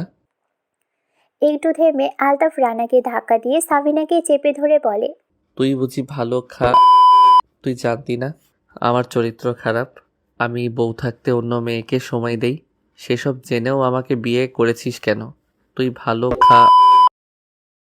ভালো হলে তো করতি না। বল তোর ছেলেকে, তোর প্রথম ছেলেটা কিভাবে মারা না গেলে সেটার বয়স এখন ২৬ বছর হতো? কিভাবে হতো যেখানে আমাদের বিয়ের বয়স ২৫? বল এইসব শুনে সাবিনা এবং রিমা হতভম্ব হয়ে যায়। সাবিনা রাগান্বিত গলায় বলে, অবুঝ বয়সে তোর সঙ্গে ভালোবাসার জালে ফেসে গিয়েছিলাম বলেই তো নিজের সম্মানের জন্য তোকে বিয়ে করতে হয়েছে। নয়তো তোর মতো চরিত্রহীনের সঙ্গে ঘর কে করতো? আলতাফ এবং সাবিনা একে অপরকে দোষারোপ করে গালি দিয়ে যাচ্ছে। এসব দেখে রানা এবং রিমা যা বোঝার বোঝা যায়। তারা দুজনকে চুপ করিয়ে আলতাফকে ধাক্কা দিয়ে ঘর থেকে বের করে দেয়। সেই সঙ্গে এখানে আর আসলে খবর করে দিবে বলে জানায়। আলতাফ আবারও ঘরের মধ্যে প্রবেশ করতে গেলে রানা দরজা বন্ধ করে দেয়। এতক্ষণে ঘরের ভিতর মেঘা প্রবেশ করে গিয়েছে। সেও সাবিনা এবং আলতাফের কথা শুনে অবাক হয়। আলতাফ শেষে আরও কিছু বলতেই যাচ্ছিল, কিন্তু পারেনি। তার আগেই রানা বের করে দিয়েছে। তবুও আলতাফ দরজার বাইরে দাঁড়িয়ে বলেছিল, তোরা আরও অনেক কিছু জানিস না। শোন, তোদের মায়ের কীর্তি শোন। এই সাবিনা, আমাকে টাকা দাও। টাকা না দিলে আমি সব বলে দিব, সবাইকে বলে দিব। একা আমি দোষী হয়ে থাকবো না। রানা এবং রিমা সাবিনার দিকে অদ্ভুত চোখে তাকিয়ে আছে। সাবিনা অসহায় চোখে তাদের দেখে। রানা শান্ত গলায় বলে, বিয়ের আগেই তোমরা দুইজনের সন্তানের মা বাবা হয়ে গিয়েছিলে। তোর বাবার ভালোবাসার মায়া আমি ফেসে গিয়েছিলাম, অনেক বাজেভাবে ফেসে গিয়েছিলাম। সাবিনার মুখে এ কথা শুনে রানা রিমাকে বলে, ব্যাগ গুছিয়ে নে। এর চেয়ে আমরা লেখাপড়া করলে কাজে দিবে। কথা তো এখানেও সবার শুনছি, সেখানেও না হয় শুনলাম। তাছাড়া এখন যা হচ্ছে তাতে প্রতিবেশী এবার বাবার সঙ্গে মাকে নিয়েও পড়বে। এখন আমাদের বাবা মায়ের অপকর্মের জন্য এখন এখানে পড়ে কেরিয়ার এবং জীবন দুটো নষ্ট করার কোনো মানে নেই। তার চেয়ে কেরিয়ারের জন্য লেখাপড়াটা শেষ করি। যদিও রিমা যেতে চাচ্ছিল না, তবে সাবিনাও মনে হয় রানার এই সিদ্ধান্তই সঠিক। আলতাফ যা শুরু করেছে তাতে এই কথা বিল্ডিংয়ের সবার মাঝে ছড়াতে সময় লাগবে না, তাই তাদের দূরে থাকাই ভালো। তাছাড়া তাদের পড়ালেখা তো শেষ করতে হবে। মেঘা এখানে নীরব দর্শকের ভূমিকা পালন করে। সেদিন বিকেলেই রানা এবং রিমা বিদায় নিলে সাবিনা কান্নায় ভেঙে পড়ে। সে সময়ে মেঘা এসে সাবিনাকে সান্ত্বনা দেয়। মেঘা সাবিনাকে বলে, আপনি খুব ভালো মানুষ, তাই তো নিজের ভুলটা বুঝতে পেরেছেন। এসব নিয়ে কষ্ট পাবেন না। যা হয়ে গেছে তা হয়ে গেছে, যা ঘটে গেছে তা তো বদলানো যাবে না। তাই বলে কি সব ভুলে যাওয়া যায়? আপনার প্রথম বাচ্চাটা মারা গেল কিভাবে? সাবিনা খুব সংক্ষেপে বিষয়টি খুলে বলে। সে গর্ভবতী হয়ে যাওয়ায় আলতাফকে বিয়ের জন্য চাপ দেয়। অতঃপর 4 মাসের গর্ভাবস্থায় তাদের বিয়ে হয়। আলতাফের কথাটি পুরোপুরি সত্যি নয়। সেই সন্তান বেঁচে থাকলে তার বয়স 26 হতো না। এই কথাটি সে রানা এবং রিমার সামনে এজন্য বলেছে যাতে খুব সহজেই তারা বুঝতে পারে সামিনা বিয়ের আগেই গর্ভবতী হয়েছিল। সেজন্য বাড়িয়ে বলেছে। সেই সন্তানটি নষ্ট হয়ে যায়, পেটের মধ্যে মারা যায়, সেজন্য থাকেনি। এই কথা শোনার পর মেঘা কিছু বলার ভাষা খুঁজে পায় না। সাবিনা বুঝতে পেরে বলে, কোনো মা চায় না তার সন্তানদের কাছে খারাপ হতে। আমিও চাইনি। আমি বিয়ের আগে একটু ভুল করে ফেলেছিলাম। এটা সন্তানদের কাছে প্রকাশ পাওয়া শোভনীয় নয়, সেজন্য ভয় পাচ্ছিলাম। আর সেই ভয়টা কাজে লাগিয়ে আলতাব আমার থেকে টাকা পয়সা নিতে চাচ্ছিল। লাভ না হওয়া এমনভাবে সবটা বলল যে রানা এবং রিমা সব বুঝে গেল। সাবিনা কথাটা বলে নীরবে চোখের পানি ফেলে। মেঘা নিজের হাত দিয়ে চোখের পানিটা মুছে নিতেই সাবিনা কিছুটা কেঁপে ওঠে। সে পরম মায়ায় মেঘার দিকে তাকায়। মেঘা মিষ্টি হাসি দিয়ে বলে, জীবন এমনই, মানুষের জীবনে কত কিছু তো ঘটে যায়, সব মনে রেখে চোখের পানি নাই বা ফেললেন। আমার পরিস্থিতি তুমি বুঝবা না কুমি। সব বুঝি, অত অবুঝ নই। না বলা অনেক কথাও বুঝে নেই। সাবিনা মেঘার এ কথায় ভাবার তো বুঝতে পারে না। মেঘা শান্ত গলায় বলে, তেমন কিছুই নয়, শুধু বললাম আমার জীবনে তো বহু ঘটনা ঘটে গেছে, তাই মানুষের পরিস্থিতি একটু হলেও বুঝি। এটা বলে মেঘা পরিস্থিতি বদলাতে নিজের ব্যাগে থাকা 2টো চকলেট বের করে বলে, চলুন মজা করে চকলেট খাই। আমার বয়সের সঙ্গে এসব পাগলামি যায়? চকলেট খাওয়া মানায়? চকলেটের গায়ে তো লেখা নেই এই বয়স সীমার মানুষই তাকে খেতে পারবে। তাহলে আপনার বয়সের সঙ্গে যায় কি না বুঝবো কিভাবে কাকিমা? কথাটি মেঘা খুব মজার স্বরে বলে। সাবিনা ম্লান হাসে। মেঘা চকলেটের খোসা ছাড়িয়ে সাবিনার মুখের দিকে এগিয়ে দিয়ে বলে, এটা দিয়ে না হয় সুখ দুঃখ বিনিময় করি। তোমার যে জীবন তাতে তো এত সুখ নেই, তাও তুমি সুখ বিলাও কেন? যতটা সুখ আছে ততটাই না হয় বিনিময় করি। এটা বলতে সাবিনা চকলেট মুখে নেয়। মেঘাও খায়। অতঃপর মেঘা সাবিনাকে তাই জীবনের মজার মজার কিছু ঘটনা বলে, যেগুলো এমন ভাবভঙ্গি নিয়ে বলে যে সাবিনা হাসতে বাধ্য হয়। সাবিনার মুখে হাসি ফুটতে মেঘাও খুশি হয়। সাবিনা মেঘার হাসি মুখের দিকে তাকিয়ে আনমনেই বলে, এত ভালো একটা মেয়ের বাবা মা নেই। ইস, কতই না কষ্টের জীবন তার। ইচ্ছে করে তার মায়ের অভাবটা দূর করে দিতে। আলতাফ তার বন্ধুর সঙ্গে কথা বলে ফোন রাখে। তার এক বন্ধুর সাহায্যে সে প্রিয়া অর্থাৎ মৌমিতার ব্যবস্থা নিতে চাচ্ছিল, কিন্তু যার সাহায্যে ব্যবস্থা নিবে সে অনেক টাকা দাবি করে।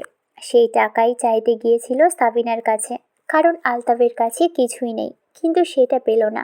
তার বন্ধু তাকে মাত্রই জানালো টাকা ছাড়া কিছুই হবে না। তাই আলতাফ সাবিনাকে ফোন দেয়। সাবিনা তার নাম্বার দেখে কেটে দেয়। আলতাফ বারবার ফোন দিতেই থাকে। অতঃপর সাবিনা এসব বিরক্ত নিতে না পেরেই ফোন বন্ধ করে দেয়। এটা দেখে আলতাফ রেগে যায়, তবে সে নিজেকে সামলে নেয়। সে আবারও সাবিনার ঘরের সামনে যাওয়ার সিদ্ধান্ত নেয়। সে এমনটা ভাবছিল সেই সময় সাবিনার ফোন থেকে মেসেজ আসে। আলতাফ কিছুটা অবাক হয়। মাত্রই তো ফোন বন্ধ করে দিয়েছিল, এখন খুলে আবার মেসেজ দিচ্ছে। আলতাফ মেসেজটা বের করে পড়ে। সেখানে সাবিনা লিখেছে, আমাকে বিরক্ত করবে না। তোমার টাকা চাই তো, সেটা আমি দিয়ে দিচ্ছি, তবে এখন নয়। রাতে সবাই ঘুমিয়ে গেলে নিতে এসো। আমি চাই না কেউ আমাকে আর তোমাকে কথা বলতে দেখুক। বা আমি তোমায় টাকা দিচ্ছি সেটা দেখুক। তবে হ্যাঁ, টাকা নিয়ে অবশ্যই বিদায় হবে। এটা দেখে আলতাফ খুশি হয়। সে তার টাকা পেয়ে যাবে এটা জানতে পেরেই খুশি। বাকি কিছুই তার ভাবার বিষয় নয়।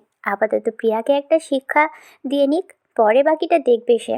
প্রিয়া মেয়েটার জন্য তার সব মান সম্মান গিয়েছে। মেয়েটা সেদিন যাবার সময় তার ফোন থেকে তার সঙ্গে আলতাফের গড়ে ওঠা সম্পর্কে সকল প্রমাণ মুছে দিয়েছিল। তাই সে প্রমাণ করতে পারেনি কিছুই। সেদিন এই কাজের জন্যই সে ফোন নিয়েছিল। ওই মেয়েটার শিক্ষা না দিতে পারলে আলতাফ কিছুতেই শান্তি পাবে না। তাই তাকে শায়েস্তা করতে যত টাকা দিতে হয় আলতাফ দিবে, এটাই সে ভেবে রেখেছে। গভীর রাত, সবাই ঘুমিয়ে পড়েছে। সে সময় সাবিনা আলতাফকে ডাকে। আলতাফ সাবিনার ডাকের অপেক্ষাই করছিল।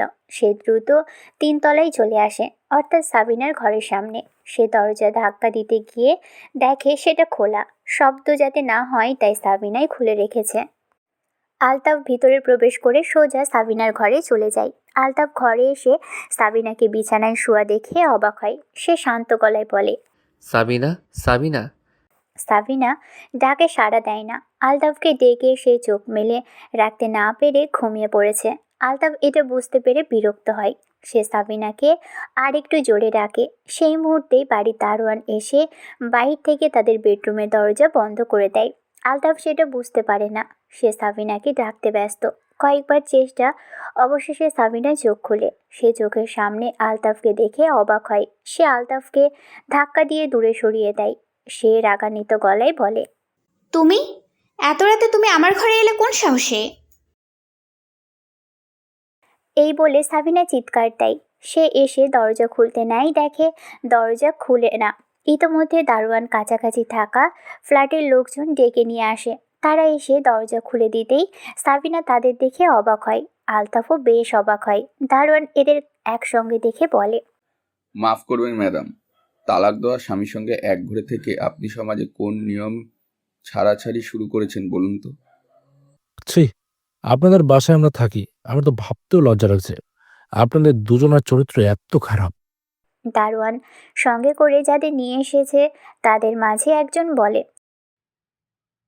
আপা, আপনাকে তো ভালো ভাবছিলাম। দেখুন, আপনারা যা ভাবছেন তা ঠিক নয়। এই অমানুষটা লুকিয়ে রাতে আমার ঘরে ঢুকেছে। সব দোষর।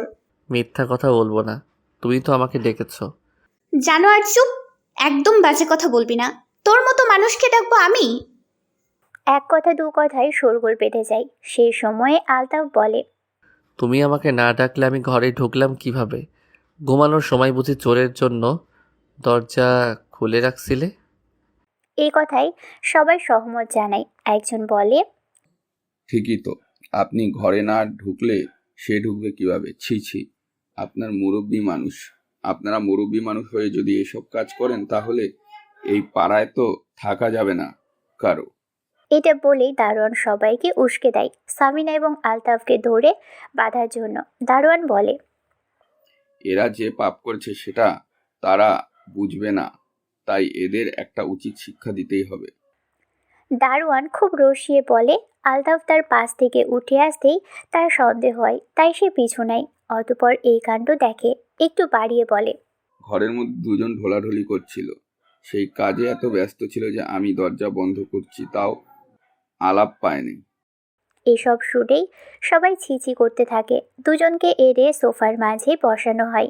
ইতোমধ্যে দু একজন আলতাফকে কয়েকটা লাগিয়েও দিয়েছে। সবার এমন মতামত হলো তারা সাবিনা এবং আলতাফকে শাস্তি দিবে, এসব অপরাধ যাতে না করে। সেই সঙ্গে আলতাফকে এ বাড়ি থেকে লাথি মেরে বের করে দিবে। তাকে এই এলাকায় আর দেখলে ধরে মেরে ফেলা হবে।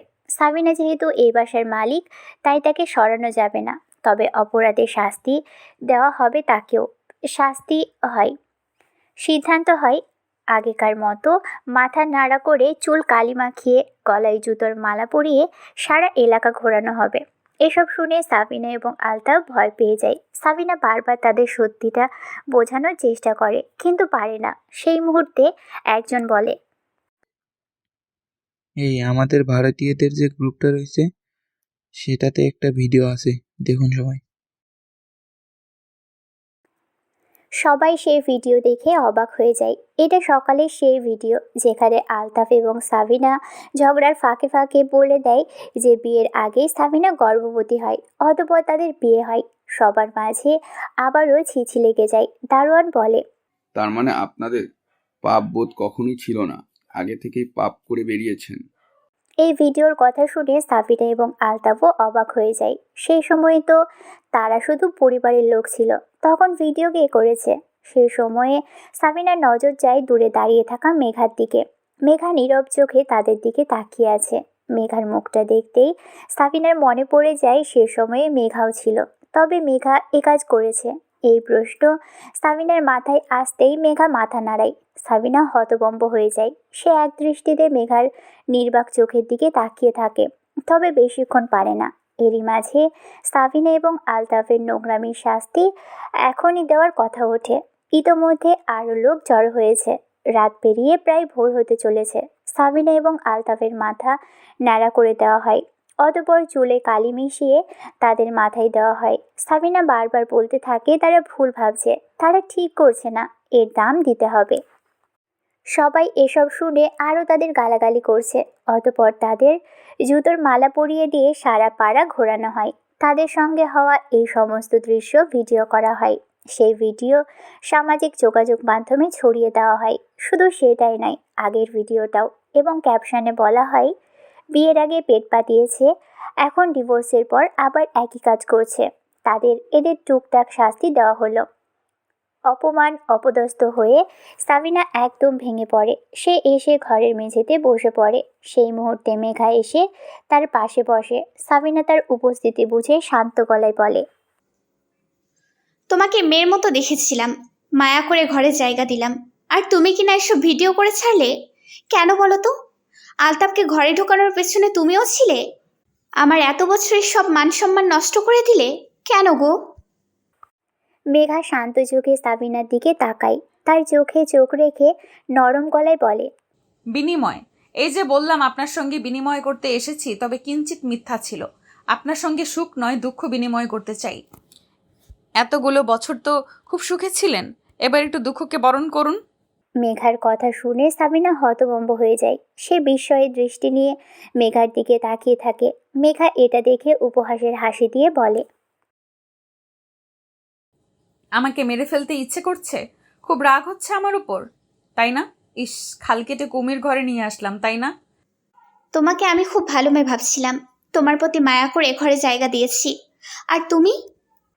সাবিনা কথাগুলো থেমে থেমে বলে। তার গলা দিয়ে শব্দ বের হয় না, তবুও বহু কষ্টে বলে। এটা শুনে মেঘা শব্দ করে হেসে দেয়। হাসতে হাসতে বলে, ফ্রিতে আপনার বাড়ি উঠিনি, বিনিময়ে টাকা দিয়েছি, তাই এইসব ন্যাকামি করবেন না যেন। আর হ্যাঁ, সত্যি আমি ভালো মেয়ে নই। আপনি আমাকে ভালোবেসেছেন, এটা আপনার ভুল, আমার নয়। আমি তো ভালো মানুষ নই, আপনি আমাকে ভালো মানুষ হতে দেননি। সাবিনা এই কথা শুনে অবাক চোখে মেঘার দিকে তাকায়। সে কিছু বুঝে উঠতে পারছে না। মেঘা ব্যঙ্গ করে বলে, হ্যাঁ, আপনি আমাকে ভালো মানুষ হতে দেননি। আপনার লোভ, আপনার স্বার্থপরতা, আপনার বেইমানি আমার সারা জীবন নষ্ট করেছে। আমি সারা জীবন কখনো সুখ পাইনি। আমার দুঃখের জীবনের উপর পা রেখে আপনি 25 বছর ধরে সুখের জীবন কাটিয়েছেন। এটা আমি কিভাবে মেনে নিই বলুন তো কাকিমা? অনেক তো সুখ করলেন, এবার দুঃখটাকে সঙ্গী করে নিজের শেষ অবধি কাটান। আপনার দুঃখ, আপনার কান্না, সমাজের চোখে আপনার ছোট হওয়া, মানুষের ঘৃণায় মুখ লুকিয়ে আপনার বেঁচে থাকা আমাকে আনন্দ দিবে। সারা জীবন আমি যে সুখ পাইনি, সেই সুখ আপনার এই দুঃখ আমাকে দিতে পারে। তাই আপনাকে তো লোকসমাজে অপমানিত হতেই হতো। মেঘা প্রচণ্ড রাগ দিয়ে কথাগুলো বলে। সাবিনা বিস্ময়ের গলায় বলে, তোমাকে তো আমি চিনিও না, তাহলে তোমার দুঃখের কারণ আমি কিভাবে হলাম? তোমার ভুল হচ্ছে মেঘা, তুমি আমাকে ভুল বুঝে আমার সঙ্গে ভুল করলে। আমি তোমাকে মেয়ের মতো। চুপ! মেঘা চিৎকার দিয়ে বলে। সাবিনা কেঁপে ওঠে। মেঘা চোখ গরম করে তার দিকে তাকিয়ে বলে, তোর এই নোংরা মুখে আমাকে মেয়ে ডাকবি না। তোর মতো আমার মা হতে পারে না, সেটা তো আমি নিজের কল্পনায়ও ভাবিনি। সাবিনা পুরো বাকরুদ্ধ হয়ে যায়। মেঘা মাথা নাড়িয়ে বলে, তুই তো নোস, তুই তো পতিতার থেকেও খারাপ। তাদের যতটা সম্মান করা যায় তোকে ততটাও করা যায় না। কে তুমি? কেন এসব করেছো? কি শত্রুতা তোমার সঙ্গে আমার? সাবিনার মুখে এ কথা শুনে মেঘা চুপ করে যায়। সে উঠে নিজের ঘরে যায়। সাবিনা তাকে চলে যেতে দেখে বলে, আমি জানতে চাই কে তুমি, কেন এমন করলে? আমার কথা জবাব দাও মেঘা। মেঘা কোনো কথা না বলে ঘরে গিয়ে রাতে গুছিয়ে রাখা ব্যাগ নিয়ে বের হয়। মেঘাকে তার ব্যাগ নিয়ে বের হতে দেখে সাবিনা জিজ্ঞাসা দৃষ্টিতে তাকায়। মেঘা শান্ত গলায় বলে, আমার কাজ হয়ে গেছে, আমি এবার যাই। মেঘার মুখে এ কথা শুনে সাবিনা হতভম্ব হয়ে যায়। এই মুহূর্তে সাবিনার ফোনটা বেজে ওঠে। যেটা মেঘার ব্যাগে ছিল। সাবিনা এটা দেখে আরো অবাক হয়ে যায়। মেঘা ফোনটা বের করে সাবিনার কাছে দিয়ে বলে, নে তোর ছেলে। মেয়েরা ফোন করেছে, হয়তো তোর পাপের জন্য তাদের জীবনটাও শেষ হয়ে গিয়েছে। দেখ তারা তোকে ফোন দিয়ে গালি দেয় কিনা। কেন করেছিস তুই এসব? এবার সাবিনা প্রচণ্ড রাগ নিয়ে কথাটা বলে। এতক্ষণ অবধি সে ভেঙে পড়েছিল, তবে এবার সন্তানদের জীবনেও এসব প্রভাব ফেলছে বুঝতে পেরে সে নিজেকে সামলে নেয়। তার এখন জানতেই হবে মেঘা এসব কেন করেছে। সাবিনা উঠে দাঁড়ায়। সে মেঘার বাহু চেপে ধরে বলে, সূত্রয়ে ঢুকে ফাল হয়ে বের হচ্ছিস। বল কেন করলি এসব? তোর মতো হাঁটুর বয়সে একটা মেয়ের সঙ্গে আমার কিসের শত্রুতা? তুই নিজেই ভাব। এটা বলে মেঘা সাবিনাকে ছাড়িয়ে চলে যেতে নেয়। সাবিনা আবারও ধরে ফেলে। সে রাগান্বিত হয়ে থাপ্পড় মারতে নিলেই মেঘা সেটা ধরে নেয়। অতঃপর বলে, একদম না। এখন আমি চিৎকার দিয়ে লোক জড়ো করে যদি বলি আপনার মতো নোংরা মানুষের বাড়ি থাকবো না, বলায় গায়ে হাত তুলছেন, তারপর কি হবে বুঝতে পারছেন তো? তুই চিৎকার করবি কর, এবার তো আমি পুলিশ ডাকবো। তোর বিরুদ্ধে চুরির মামলা করব। সাবিনার মুখে এ কথা শুনে মেঘা হাসতে থাকে। সে পাগলের মতো উচ্চ শব্দে হাসতে থাকে। হাসতে হাসতে বলে, আচ্ছা ডাক। মেঘার কণ্ঠে কিছু একটা ছিল যেটা দেখে সাবিনা চুপ হয়ে যায়। পরক্ষণে নিজেকে সামলে অনুরোধের গলায় বলে, লোক সমাজে আমার তো মাথা তুলে দাঁড়ানোর মতো অবস্থা রইল না। অন্তত এটা বলো কে তুমি, কেন এমন করলে? আমার ভুলটা কোথায়? সেটা জানলে অন্তত আমি শান্তি পেতাম। কত সহজেই নিজের পাপ ভুলে গেলেন। এখন আপনার ভুল কোথায় সেটা খুঁজে পাচ্ছেন না। বাহ, পাপের পর পাপ করে এখন নিজেকে এতটাই সাধু ভাবছেন যে নিজের ন্যূনতম ভুল খুঁজে পাচ্ছেন না। বাহ।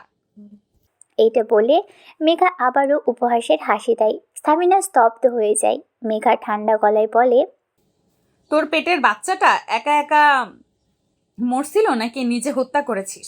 তাকে তো অবৈধভাবে পেটে ধরেছিলিস, সেই পাপে নিজে হত্যা করেছিস নাকি অন্য কারণে? তুই যা মানুষ, আমার তো বিশ্বাস হয় না ওই বাচ্চা তোর হাতছাড়া নষ্ট হয়েছে। এটা শুনে সাবিনা কেঁপে ওঠে। তার চোখে মুখে ভয় দেখা দেয়। তার স্মৃতিতে ভেসে ওঠে সে সময় যখন আলতাফ তাকে বাচ্চা নষ্ট করার ঔষধ এনে দিয়েছিল। অতঃপর সাবিনা নিজ হাতে সেটা খেয়ে বাচ্চাটা নষ্ট করেছে। সে সময়ে সে অনেক অসুস্থ হয়ে পড়ে।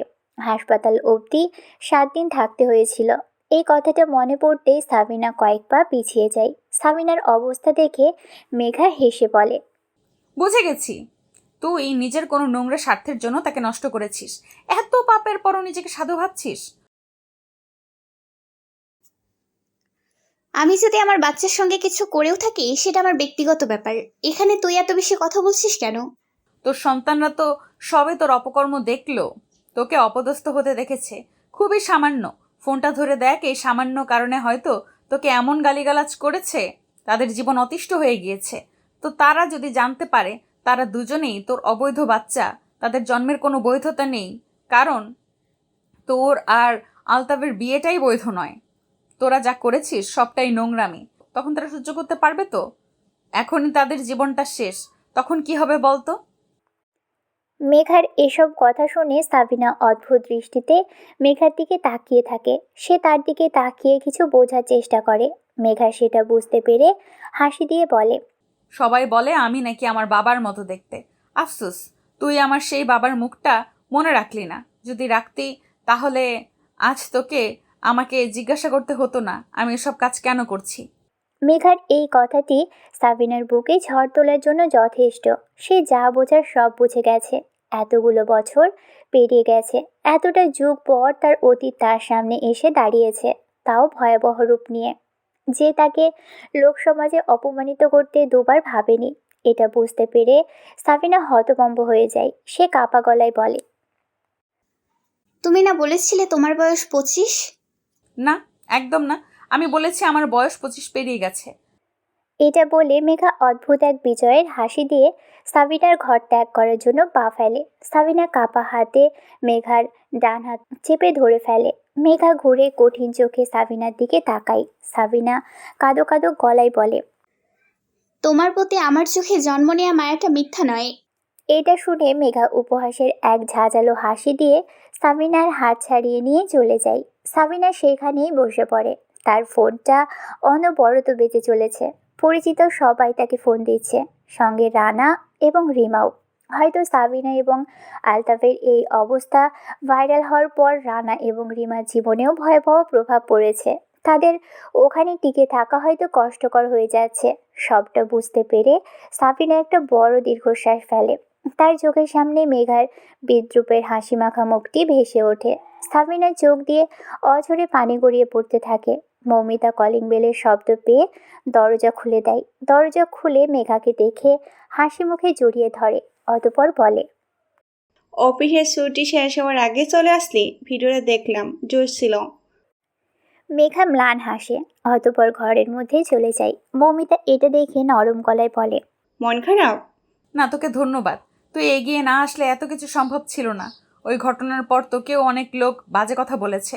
বাসের ঘটনায় প্রায় মানুষ তোর পক্ষে থাকলেও কিছু লোক তো তোকে বাজে কথা বলেছে। এমনটা হবে জেনেও তুই বন্ধুত্বের জন্য এমন পদক্ষেপ নিলি, সেটার জন্য আমি তোর কাছে সারা জীবন কৃতজ্ঞ থাকবো মৌমিতা। এটা শুনে মৌমিতা মেঘাকে জড়িয়ে ধরে হাসি মুখে বলে, ভাগ্যর চাকায় আমরা দুজন অনাথ এক হয়ে গেলাম। আমাদের তো একে অপরকে কতটা ভালোবাসা উচিত। এটা শুনে মেঘা মুচকি হাসি দেয়। সত্যিই তাই, ভাগ্য তাদের মিলিয়ে দিয়েছে। সারা জীবন যে ভালোবাসা মেঘা চেয়েছিল সেটা কেউ তাকে দেয়নি, একমাত্র এই মেয়েটা ছাড়া। সাবিনা মেঘার বাবাকে ছেড়ে আলতাফের সঙ্গে পালিয়ে যাওয়ার পর মেঘার জীবনটা নরক হয়ে গিয়েছে। হ্যাঁ, সাবিনা মেঘার মা, সেই মা যে মেঘাকে গর্ভে নিয়ে আলতাফ নামক এক ধনী ব্যক্তির সঙ্গে প্রেমের সম্পর্কে জড়িয়ে যায়। মেঘার বাবা খলিল একজন সাধারণ দিনমজুর ছিল। অভাবের সংসারে ভালোবাসা থাকলেও সাবিনা সেই ভালোবাসায় খুশি হলো না।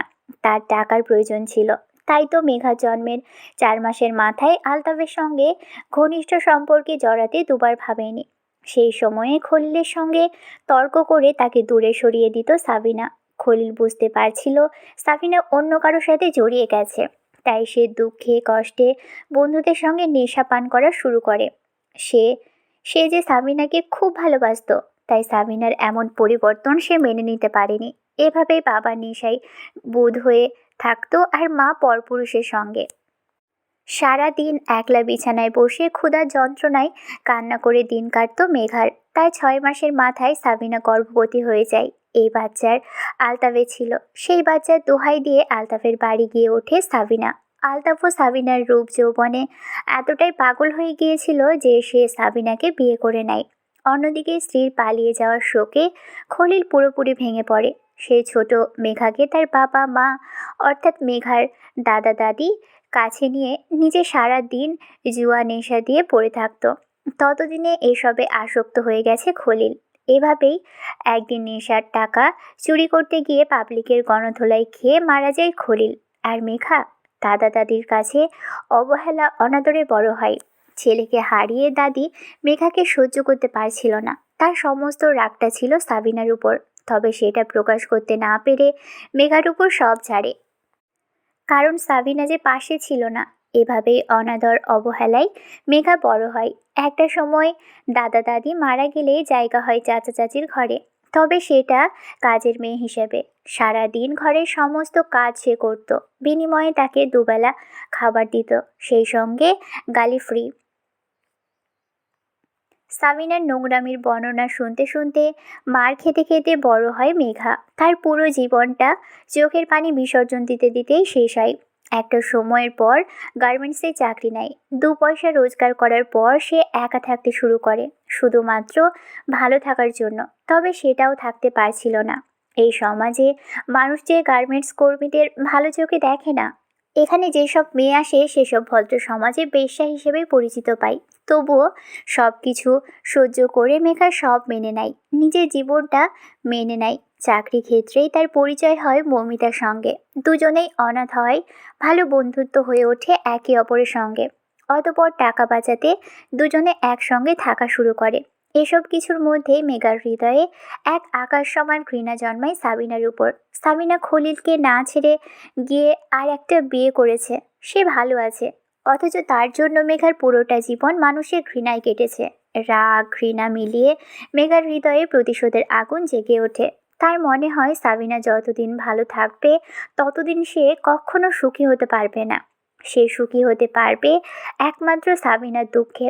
অতঃপর অনেক খোঁজাখুঁজির পর মেঘা সাবিনার ঠিকানা পেয়ে যায়। সে তার সঙ্গে সম্পর্ক সব জেনে নেয়। সাবিনা 2 সন্তানকে নিয়ে এত সুখে জীবন কাটাচ্ছে দেখে তার হিংসে হয়। এরকম হিংসে তার চাচির সময়ও হতো। তার যে চাচি তাকে কুকুরের মতো মারতো, সেই চাচি নিজের মেয়েকে কতটা আদর যত্ন দিয়ে বড় করেছে। ঘরের ন্যূনতম কাজ তাকে দিয়ে করানো হয়নি। এই তো একদিন চাচাতো বোন ভাত খেয়ে থালাটা রেখে দিয়েছিল। পরে খাবার খাওয়ার মেঘা সেটা ধুয়ে রাখতে মনে ছিল না, সেজন্য কত মেরেছে। মেঘা সেদিন ভুল করে বলেছিল এই সামান্য জিনিসটা তো বোন করতে পারতো। সেজন্য তার চাচি গালি দিয়ে বলে, ওর মা কি তোর মায়ের মতো নাগর ধরা বেগিরি করে বেড়ায় যে ওর ধুয়ে রাখতে হবে? কুত্তার বাচ্চা, ও আমার মেয়ে রাজরানীর মতো বড় হবে। সবার সন্তান সবার কাছে রানীর মতো, শুধুমাত্র মেঘাই হলো না তার মায়ের রানী, তার মায়ের আদরের। সে ভেবেছিল তার মা অর্থাৎ সাবিনা বুঝি সন্তানদের মায়াই বুঝে না, কিন্তু না, রানা এবং রিমার সঙ্গে তার ভালোবাসা দেখে মেঘা বুঝে যায় তার মায়েরও মা হিসেবে ভালো। তবে সেটা শুধুমাত্র রানা এবং রিমার জন্য, কারণ তারা তার সন্তান। কিন্তু মেঘা সন্তান নয়, মেঘাকে বাধ্য হয়ে জন্ম দিয়েছে। তাই তো 1 বছরের মেঘাকে রেখে পালিয়ে আসতে দুবার ভাবেনি। সাবিনার এই সুখ মেঘার সহ্য হয় না, একদম না। তার মনে হয় তার দুঃখের উপরে সাবিনা নিজের এই সুখের গল্প লিখেছে। এবার সময় এসেছে মেঘার সুখের, যেই সুখ সাবিনার দুঃখের বিনিময়ে আসতে পারে। সাবিনা যেমন তার দুঃখের উপর দাঁড়িয়ে নিজের সুখের গল্প লিখেছে, সেভাবে সেও সাবিনার দুঃখের উপর দাঁড়িয়ে নিজের সুখের গল্প লিখবে। একদিকে মেঘার যেমন দুঃখে জীবন ছিল, অন্যদিকে সত্যি সাবিনার সেই দুঃখের নিজের সুখের গল্প লিখেছে। সে আলতাফের সঙ্গে পালিয়ে এসে বিয়ে করে। যদিও আলতাফ চাচ্ছিল না, তবে সাবিনা খুব চতুর মহিলা ছিল। সে বাচ্চা নিয়ে থানায় যাবে, এখানে ওখানে যাবে, আলতাফের মান সম্মান সব শেষ করবে, এরকম নানা ভয় ও কৌশল করে তাকে বিয়ে করে নেয়। তাদের বিয়ে হয়ে গেলেও আলতাফের সন্দেহ হয়েছিল সাবিনার গর্ভের বাচ্চা তার না। যদিও সাবিনা নিশ্চিত ছিল এটা আলতাফের, কারণ মেঘার জন্মের পর সে খলিলের সঙ্গে কখনো শারীরিক সম্পর্ক করেনি। তবে আলতাফের যেহেতু সন্দেহ হয়েছে এবং অন্যের সন্তান সে বড় করতে পারবে না, বাবার পরিচয় দিতে রাজি নয়, তখনও সাবিনা খুব কৌশলে বাচ্চা নষ্ট করার কথা এবং তার রূপ যৌবনের মোহ দেখিয়ে আলতাফের বাড়ি এবং কিছু জমি লিখে নেয়। আলতাফ সব কিছুতে রাজি হয়। তার রাজি হওয়ার সবচেয়ে বড় কারণ সাবিনা তাকে বাইরে যা ইচ্ছে করার স্বাধীনতা দিয়েছে। শুধুমাত্র কাউকে সাবিনার স্থানে নিয়ে আসা যাবে না, মানে বিয়ে করা যাবে না। এত স্বাধীনতা পেয়ে কেই বা না করবে, তাই সব লিখে দেয়। এভাবেই ধীরে ধীরে সব লিখে নেয় সাবিনা, যে কারণে দ্বিতীয়বার আর আলতাফ বিয়ে করতে পারেনি। বিয়ের ইচ্ছে জাগলেও হয়নি। সাবিনা ঘর থেকে তাড়ানোর ভয় দেখাতো। আলতাফও এসবে বুঝতে পারে সাবিনারও অন্য সব মেয়ের মতো তার সম্পদেরই প্রয়োজন ছিল সুখে থাকার জন্য। তাই তো তাকে যা ইচ্ছে করার অনুমতি দিয়েছে। অর্থাৎ আলতাফের চরিত্রে তার সমস্যা ছিল না। আলতাফ এবং সাবিনা একই চরিত্রের বলেই বোধহয় তাদের মিল হয়েছে। এসবও মেঘা জানতে পারে। তাই তো সে মৌমিতাকে দিয়ে প্রথমে আলতাফকে প্রেমে ফেলে, অতঃপর বিয়ের স্বপ্ন দেখায়। মেঘা এবং মৌমিতা আগেই জানতো সব সম্পত্তি সাবিনার নামে। বিয়ের কথা বললে আলতাফ এটা বলবে। এই কথার পরই সব মেয়ে তাকে ছেড়ে যেত, কারণ যার কিছু নেই তাকে কেন বিয়ে করবে। তবে মৌমিতা এবং মেঘা তো তাদের সম্পত্তি নয়, চাচ্ছিল তাদের বিচ্ছেদ, সমাজে তাদের ছোট করতে। তাই মৌমিতা যে লোভী নয় এবং তার নিজের প্রচুর টাকা রয়েছে এমনটা বলেই খুব কৌশলে আলতাফকে ফাঁসায়। এতদিন আলতাফ এবং সাবিনার সঙ্গে যা হয়েছে সবই মেঘার পরিকল্পনা ছিল। মেঘা তাদের চরিত্রটাই শুধু সবার সামনে তুলে ধরেছে, এখানে বাড়তি কিছুই করেনি। অতীতের এইসব স্মৃতিচারণ করে মেঘা একটা বড় দীর্ঘশ্বাস ফেলে। মৌমিতা এসে তার পাশে বসে তার কপালে চুমু দিয়ে বলে, মনে কোনো দ্বিধা কাজ করছে না তো? না। এটা বলে মেঘা মৌমিতার দিকে শান্ত চোখে তাকায়, শীতল গলায় বলে, আমার এত বছরের জীবনে প্রথমবার আমার ভালো লেগেছে, খুব ভালো লেগেছে। এটা শুনে মৌমিতা মুচকি হাসি দেয়, মেঘাও হাসে। দুজনের এই মিষ্টি হাসির মাঝে মৌমিতার ফোনটা বেজে ওঠে। সে ফোনটা ধরে যা শুনে তাতে খুশি হয়ে যায়। মেঘা তার খুশি দেখে জিজ্ঞাসা দৃষ্টিতে তাকালে মৌমিতা বলে, তুই দারোয়ানকে যত টাকা দিতে বলেছিলি আমি তার চেয়ে একটু বাড়িয়ে দিয়ে তাকে নিয়ে সাবিনার মুখোশটা খুলে দিয়েছি। সে যে পরক্রিয়া করে আলতাফকে বিয়ে করেছে, তার আগের ঘরের সন্তান ছিল, সব প্রকাশ করে দিয়েছি। এই ঘটনার পর বিল্ডিংয়ের সাংবাদিক আসে। তারা সাবিনার সঙ্গে তো কথা বলতে পারেনি, তবে দারোয়ান সহ বাকিদের সাথে কথা বলে, তাতেই সব কাজ হয়ে যায়। মেঘা এটা শুনে খুশি হয়েও হয় না, ম্লান গলায় বলে, রানা এবং রিমা দোষ না করেও ভোগান্তিতে পড়ল। এটা শুনে মৌমিতা চুপ হয়ে যায়। সে মেঘাকে শক্ত করে জড়িয়ে ধরে, শক্ত করে জড়িয়ে ধরে শান্ত গলায় বলে, বড় কিছু করতে হলে ছোট ছোট বলিদান দিতেই হয়, তবেই তো একটা বিনিময় পূর্ণতা পায়। মেঘা মাথা নাড়ায়। অতঃপর দুজন লম্বা এক ঘুম দেয়। এই ঘুম ভাঙলে তাদের জন্য নতুন এক সকালের আগমন ঘটবে, যে সকাল তাদের দুজনের জন্যই নতুন এবং প্রাণবন্ত। হয়তো এই ভোরের আড়ালে তাদের অতীতের এই ভয়াবহ বিনিময়ের গল্প চাপা পড়ে যাবে। তারা চাপা দিতেই লম্বা ঘুম দেয়। দুঃখ বিনিময়ের মাধ্যমে তারা যে সুখ পেয়েছে সেটা যে তারা আর মনে রাখতে চায় না। তাই তো নতুন ভোরের নতুন আলোর সঙ্গে সব বিনিময়ের গল্প চাপা দিতে হয়।